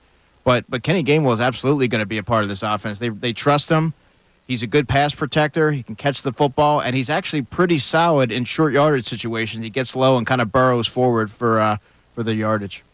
As long as he's not texting people or Instagram messaging people during halftime. You remember that whole mess last year? Yeah. Went after a fan on Instagram at halftime. Pretty ridiculous. But wide receiver 3. That's been a position where we've questioned who the starter's going to be at that third wide receiver spot. It looked like Paris Campbell had an inside track, but now he's missing some practices with the groin. Was he back on the practice field today? He was on the field, but he didn't practice. He was just kind of, standing over by the receivers, which if you're Paris Campbell and you have a groin injury, he's had a litany of injuries in his career. It's never been about talent with him. It's been about availability. And in a tight wide receiver race where there's 4 different players vying for that role, Bill, I don't know. You can't feel too comfortable right now if you're Paris Campbell. Yes, he's the most gifted of the bunch, but it's allowed someone like rookie six-round wide receiver Johnny Wilson to kind of eat into that. He saw first-team reps exclusively today in the slot and worked outside, and he's looked pretty good, but I still maintain that the third wide receiver is not on the roster right now. Something you and I have talked about a lot when we did the Birds Insider shows. You'll be back at it tonight with Tyrone. That'll be a fun one. Yeah, 6 o'clock. Roy, looking forward to it. But, yeah, I'm with you on that. I still can see them adding at that position. But Johnny Wilson, you mentioned, 6th-round rookie, 6'6". I'm sure he's going to turn a lot of heads on Friday night down in Baltimore. What have you seen from him? And is it realistic to think that, 1, he's going to make this team, and 2, actually contribute to it? Yeah, I certainly think he's going to make the team. In fact, when we went into training camp, I know you and I both were kind of higher on Ainias Smith, the 5th-round rookie, and we wanted to see what Johnny Wilson was going to be able to do. We were a little skeptical, but Ainias Smith has sort of tailed off, and Johnny Wilson has really risen throughout this whole training camp process, playing a lot faster than he was in the spring. He's catching the ball with more consistency. He's showing versatility, playing outside and inside. They like him inside as a blocker. And I just think that he offers something. Obviously, he offers a unique dimension that you're not going to find elsewhere on the receiving core, but his catch radius really stands apart. I don't know if he'll be the 3 on week 1. I really do believe they're going to have to probably look outside the organization to find that player, but Johnny Wilson should have a role. It's interesting because there's another guy that's working in there, and that's your buddy Britton Covey. I know you like Britton Covey a lot. You got a guy who's 5'8" in Britton Covey and a guy who's 6'6" in Johnny Wilson, and they're playing the same position on this offense. Any chance Britton Covey gets more offensive playing time this season? I have to think so. He had another contested catch today with 2 safeties converging on him. It was a deep shot from Kenny Pickett. Jalen's connected with him multiple times. He's been the best route runner of the players vying for that third receiver role. I don't know where he fits or if he fits, but I have to think that Kellen Moore, having that experience playing with Cole Beasley, and Britton Covey said that that's his favorite all-time player to watch, you're probably going to see some similarities there and find a way to get him incorporated. I'm not suggesting that he's going to take on a sizable workload, but sporadically I think he has a skill set that could really help out the offense. So we'll see what happens. And, Andrew, are you going to FanFest this year? I am. Well, let me tell all of our listeners how they can get to FanFest, because we got our online ticket raid coming tomorrow. So listen to this. 97.5 The Fanatic FanFest 2024 with FanDuel, Saturday, September 28th at Xfinity Live. Get your tickets during our next online ticket raid. Tomorrow, Thursday, August 8th at 12 noon, go to 975thefanatic.com. This is the biggest party of the year if you're a Philadelphia sports fan. All of us Fanatic hosts, including our man Andrew DeCecco, is going to be there. Celebrity guests, Philly sports legends, activities, games, prizes, so much more. 97.5 The Fanatic has all the info. I'm looking forward to that, Andrew. I really am. Yeah, it's going to be a lot of fun. I don't really know what to expect. I've only heard from Ray and John and everyone else about how it is, but it seems like it's going to be a lot of fun. Should be. And look, this Philadelphia Eagles team, one of the things that me and Ray were talking about before you got here, you're probably en route from the NovaCare complex. I'm hoping you were listening. But we were talking about where the floor should be for this Eagles team this year. Because you look around the NFC East, I don't expect the Cowboys to be as good as they were last year. I think they got weaker at a lot of positions. Their offensive line isn't as good. Their running back room isn't as good. Their defensive line isn't as good. They now have an injury there to the CD Lamb situation. You got the CD Lamb situation. They lost Sam Williams for the year. We don't know if Mazi Smith is going to be a guy that can step up and play at the NFL level. So you have all these question marks. New defensive coordinator. Their head coach, Mike McCarthy, lame duck coach. Micah Parsons wants to be paid. Dak Prescott's in the final year of his deal. It's just all of this drama surrounding the Dallas Cowboys. So I expect them to take a massive step back. And then you look at, you still got the Giants. And although the Commanders are improved, I don't think they're ready to really compete. I think the Eagles have to win the NFC East. Anything less than an NFC East championship, to me, is going to be a major disappointment for this team. Yeah, you would think that they would be a shoo-in to kind of lead the NFC East, but certainly the way that they've comprised the roster, they're built for more. But, yeah, to your point, Dallas seems like they're ready to implode before the season even started. They have way too many negative storylines before they've even played, any meaningful games. And Washington, I really like what they've done. I think Jaden Daniels is going to be a good player, but they're not ready yet. They're not ready to contend for anything yet. Neither are the Giants. So I think the Eagles are clearly at the head of the class in the NFC East. We talk about negative storylines, and I know you were down there today, so you haven't had an opportunity to really dive into the Tim McManus, Jeremy Fowler piece that broke at 6 a.m. this morning. You were down there at the Novacare Complex for Sirianni's presser. You then heard from Jalen Hurts afterward. But we had Jeremy Fowler, who was involved in that article, on the air, and a lot of what it talked about was the relationship between Sirianni and Hurts being a little bit fractured last year. But Ray and I both looked at this article and said, hey, we didn't really learn anything that we didn't know. It put a lot of it into perspective for us, but a lot of it is what we assumed. But now, can this be a positive going forward? Because they were able to identify the problem, and now hopefully they can fix it. Well, Fowler joined us in the 12 o'clock hour, and I thought the biggest takeaway from what he said was that Jalen Hurts and Nick Sirianni learned that they need each other. Listen to this, Andrew. Well, I think it is good. I mean, they rode out on a golf cart together to practice the other day. Maybe it was organic, or it was also sort of a united front to show. They seem to have been having some good moments together. I think when they arrived at camp, they had a good acknowledgement. And one source did say they both realized that we're the two guys here and we do need each other. And I do think that's genuine. So that was Jeremy Fowler, who joined us on middays in the 12 o'clock hour. So, Andrew, look, you haven't read the article, so I don't want to ask you questions specifically about it. But Hurts and Sirianni, clearly something was off last year. We've learned a lot. It's been trickled out throughout the offseason, and now this article hits. But you've been down there. You've been observing them. As we try to turn the page and look forward to 2024, what's your take on that relationship? Well, it's not really surprising being around it, and I mean, but I guess it does put things into perspective. There's the whole Brian Johnson situation there as well. Jalen and Brian were on the same page. Nick wanted to do his thing his way because if it isn't broke, don't fix. If it's not broke, don't fix it. But it didn't really shed a whole ton of light on anything that we weren't aware of already. But I think it really brought to light and kind of put into perspective how significant it really was in, to the Eagles' demise last season. It certainly played a part. And I think that this season they were able to rectify all that. Jalen's more of a reserved person, and Sirianni's really assertive. So they kind of differ in that regard. But I think knowing that they're able to kind of put their differences aside and know how to relate to each other, that should be able to be cast aside. And I think they're just both focused on winning right now. And from all accounts, Jalen looks pretty damn good so far. Yeah, he looked great today, too. It's another efficient practice. He had a couple of really good passes down the seam to Grant Calcaterra. He hit Dallas Goedert for a touchdown. He's been in sync with Devontae Smith all summer. The ball really doesn't hit the ground very much. And when he's on the field, who's the coach coaching him up? It's not Sirianni, right? It's mostly Kellen Moore and Nussmeier that are in his ear? Yeah, exactly. So I think this dynamic can work. I'm really looking forward to seeing a season now where Sirianni can just focus on the bigger picture, focus on the culture and the camaraderie, and the article talks about that.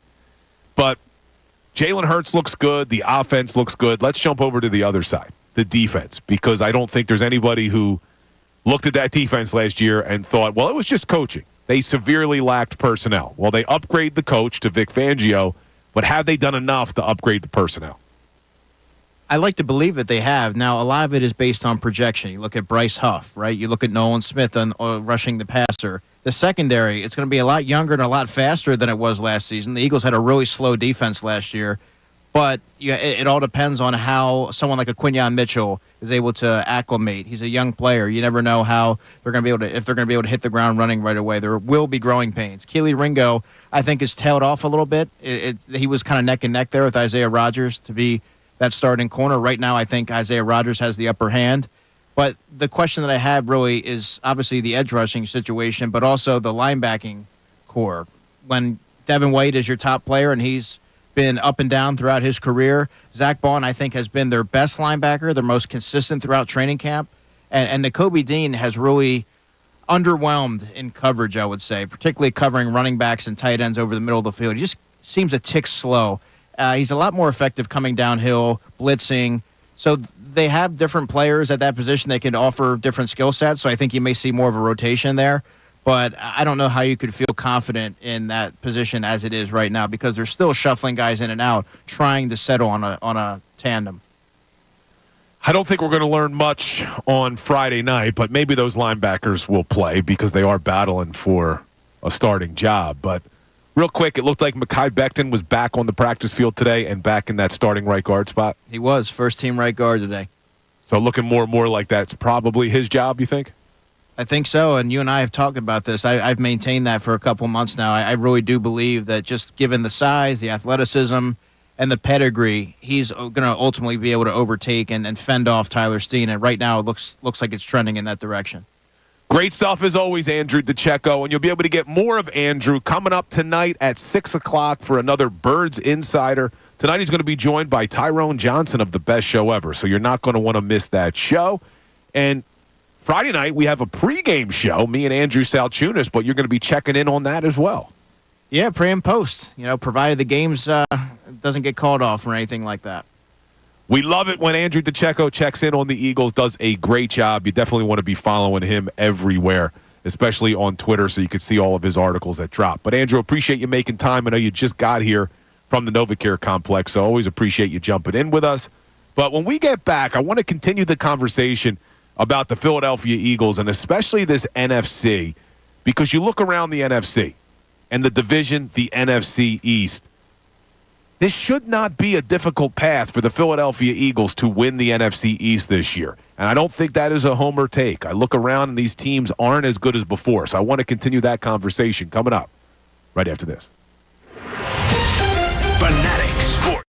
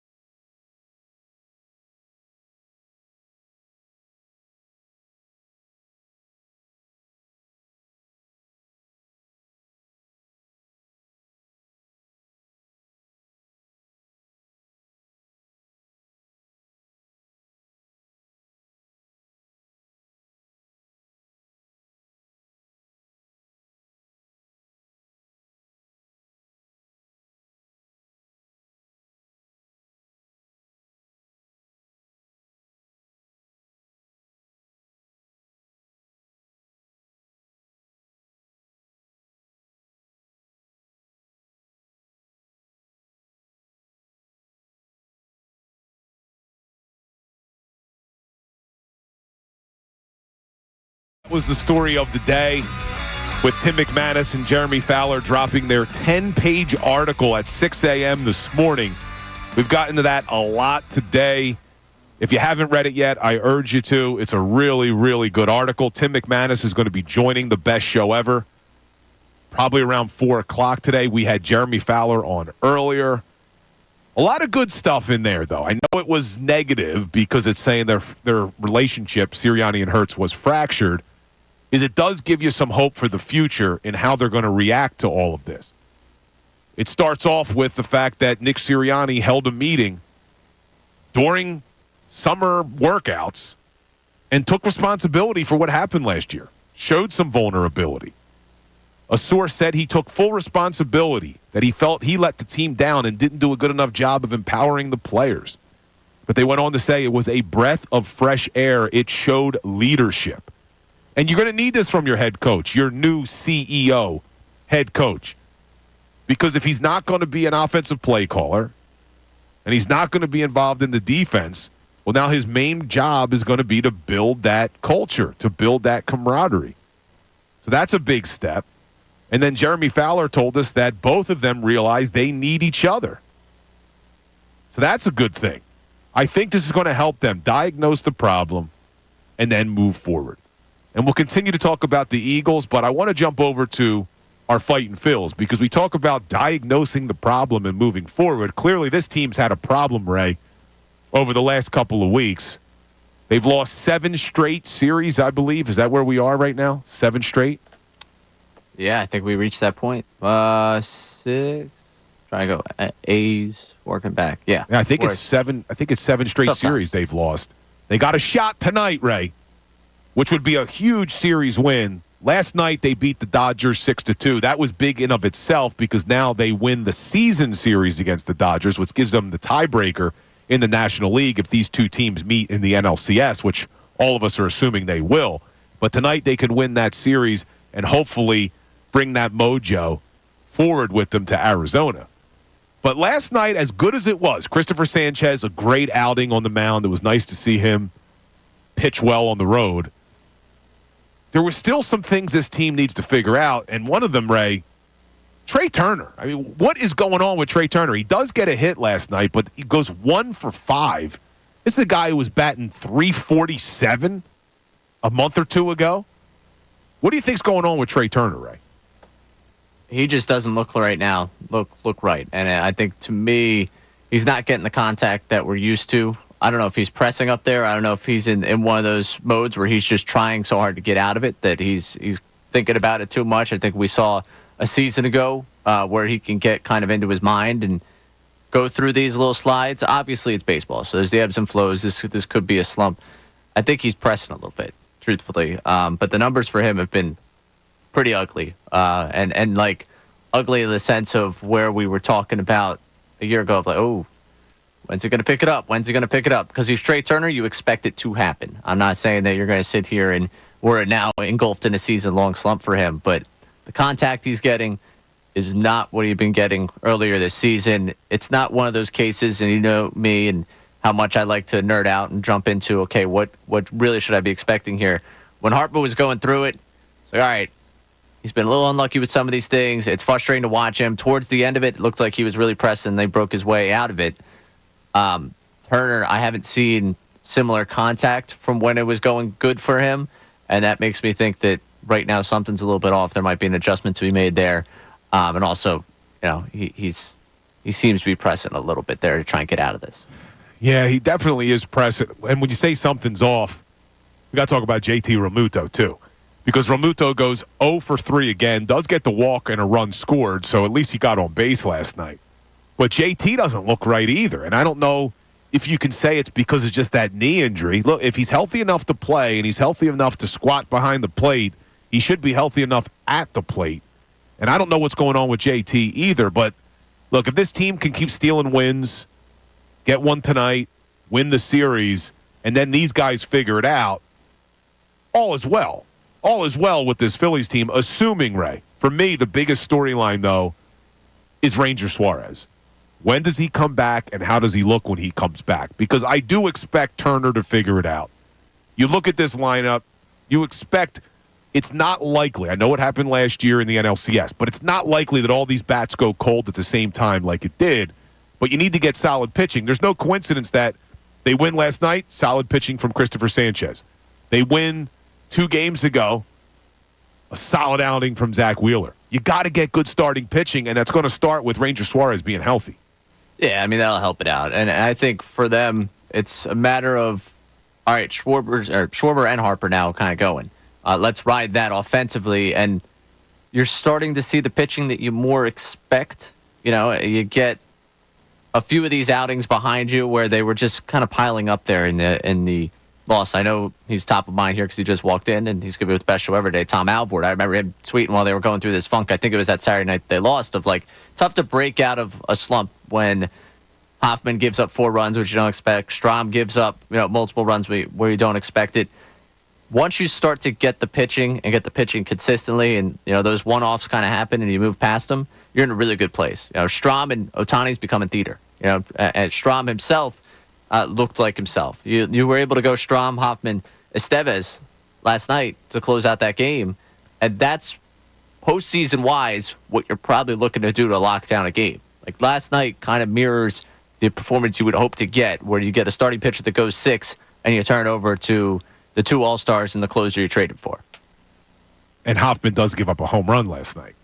Let's hope that's not a sign of things to come, because he does blow the lead the other night. Now that I'm expecting he's going to get back to the dominant force he was as well. But it just seems like little things are starting to go wrong with this baseball team.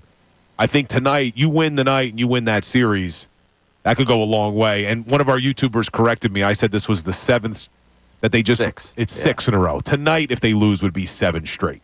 Well, let's not worry about it. Let's go take care of business. And when we talk about pitchers and leaking oil, because sometimes we take this as such a local of it's happening to our pitchers. This is the end of the world. Gavin Stone tonight on the mound for the Dodgers is a great example of a guy who, you mentioned Ranger Suarez. Well, can he be what he was? There were 2 months there where Gavin Stone, May and June, was lights out. I think his ERA between those 2 months was sub 2. He looked fantastic. He is a young pitcher, 25, 26 years old, that's just getting into this league, just kind of taking this threshold of innings in the major leagues right now, and he has not looked like that pitcher from the beginning of July to this point. The question out in LA right now for them is, okay, is Gavin Stone going to be able to find the form that he had earlier this season? Is he going to be able to handle that workload? When we look at starting pitching, yeah, they've got guys that they trust. The Glass now, that's a pretty known commodity for them. Kershaw, I don't know at this age where he's at. Yamamoto obviously has dealt with injuries. But Gavin Stone is a great example of a guy from another team where they had that great stretch. You talk about the great starting pitching that you have, and he has not been that guy for the last month and a half. Will he be that tonight? Can the Phillies take advantage of a guy on the other side who's stumbling? I think that's a massive thing for us to keep in our mind as we keep talking about our pitching, because it's not just the Phillies that get to August and are like, wow, that arm that was really, really consistent for us for 2 months, that was really reliable, that was pitching at a high level. Well, what's happening to him? It's part of baseball. I hate that refrain right now for so many people, because a lot of things that are just part of baseball, but it's a marathon for a reason. It's 162 games for a reason. It's about sustaining it. How can you, and how do you deal with the ups and downs? Stone is going through it right now. Don't be the team that he bounces back against. All right? Punish this guy. Yeah, you're right. The refrain, it's just baseball, but really, it is just baseball. There's a reason why teams aren't winning 120 games very often. It's very difficult to do for a 162-game season. And I want to remind you, this 1 o'clock hour is brought to you by Ferguson HVAC Lyon Conklin. Attention HVAC contractors. For equipment, parts, and supplies for every heating and cooling job, visit one of Ferguson's counter locations in Bensalem, King of Prussia, Pennsauken, or Westchester. And, Ray, a guy that I'd love to see bounce back tonight, and I'm curious to see how he does, is Tyler Phillips. Because he came out, the start of his Major League Baseball career was as good as you could ask for. Gets his first outing against Atlanta. The game was out of reach. Shuts everything down. And then 3-0 in his first few starts, and he gets absolutely lit up in his last outing. How do you think he responds tonight? I think, Ray, the way he's acted on the mound and how much of a competitor this guy seems to be, I'm expecting a big bounce back from Tyler Phillips tonight. It's a heck of a lineup to ask him to do it against. Yeah, you're not kidding. But he's done it before. He's had to go against some tough lineups. Yeah, listen, I'm not taking anything away from him. I do think that tonight the challenge I just posed to the offense might be in part because I'm wondering if the league is starting to get the book on Tyler Phillips. And, hey, this is how you can attack him. Hey, this is also a really, really good lineup. So do we kind of have a way of attacking Phillips? He's done a tremendous job in throwing strikes, and I'm saying this after a very tough outing that came after a complete game shutout. That's how fast things can happen in this league. I'm banking on a bounce back in the sense of I don't think it's going to be as ugly as it was the last time. But I think Tyler Phillips is going to start to figure out where exactly he fits in Major League Baseball after getting a couple outings out there. Is there a lot of smart hitters? You look at the other side, and Freddie Freeman, he's been around the block for a long time. Ohtani, I feel bad for anyone that has to face him on a nightly basis. That's just a shame. Players in the NL West should have like a run deducted from their ERA all season long just for the fact that they're in the same division as Ohtani and have to deal with him. But you look at some of these hitters on the other side, now we're really getting a sense of where Phillips is going to fit in. I don't think it's as good as the complete game shutout. I don't think it's certainly as bad as what we saw in Seattle.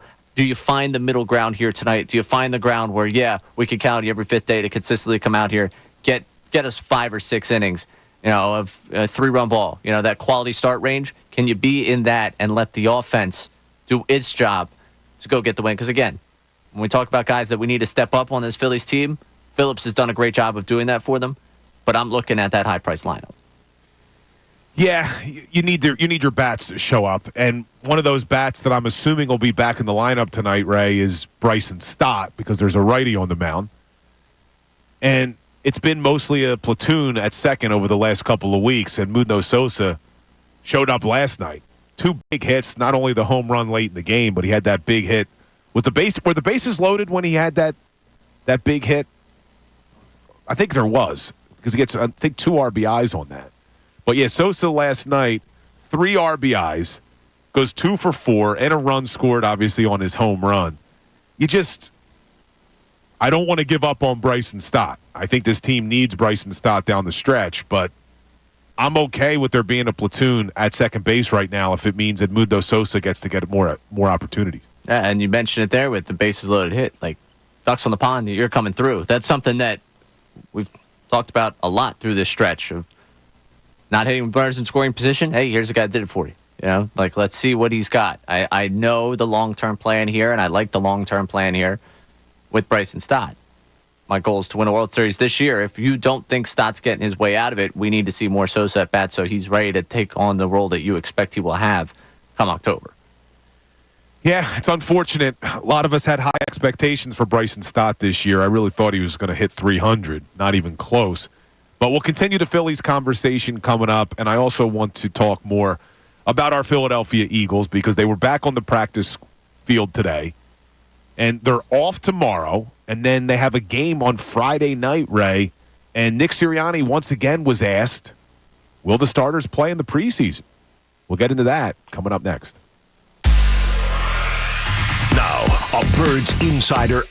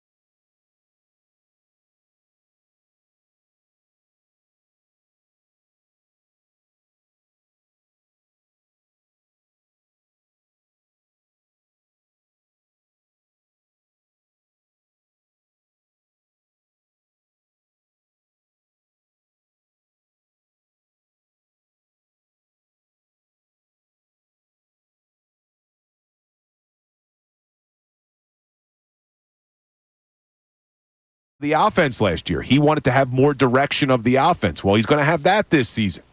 We've already heard from Hurts and Kellen Moore and Nick Sirianni about how Jalen's going to be responsible for blitz protections at the line of scrimmage. He's going to have freedom to make adjustments at the line of scrimmage. So you could read that article, and if you read the headline, you're thinking, why now? Why negativity now?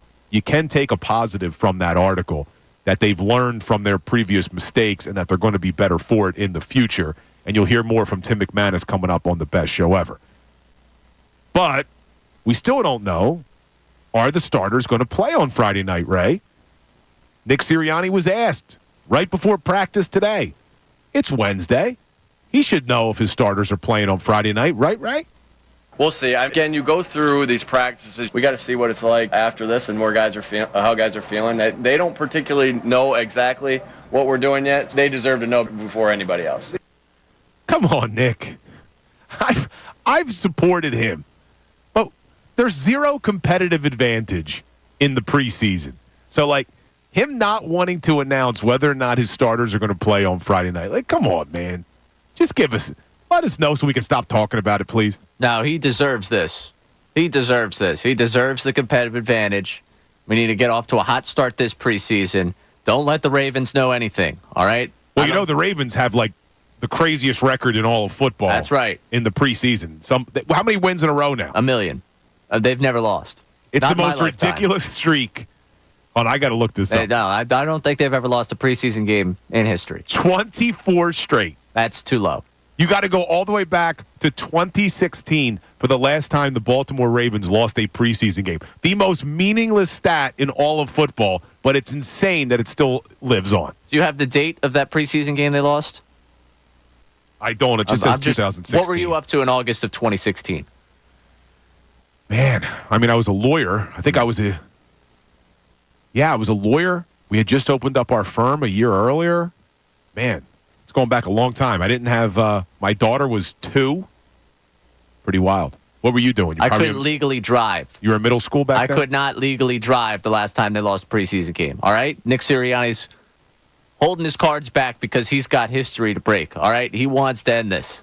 Look, you're being sarcastic, and I don't think the Eagles give a crap about it. The weird thing is the Ravens actually do care about it. Like, they celebrated last year when they were winning these preseason games. But we'll see what happens with the starters. He was also asked about the weather and if that's going to play a part, and he says it will, as it should. It looks like there's going to be an absolute torrential downpour on Friday night. We'll see if that game gets played. But if it rains, I'm already on record saying I don't want the starters to play at all to begin with.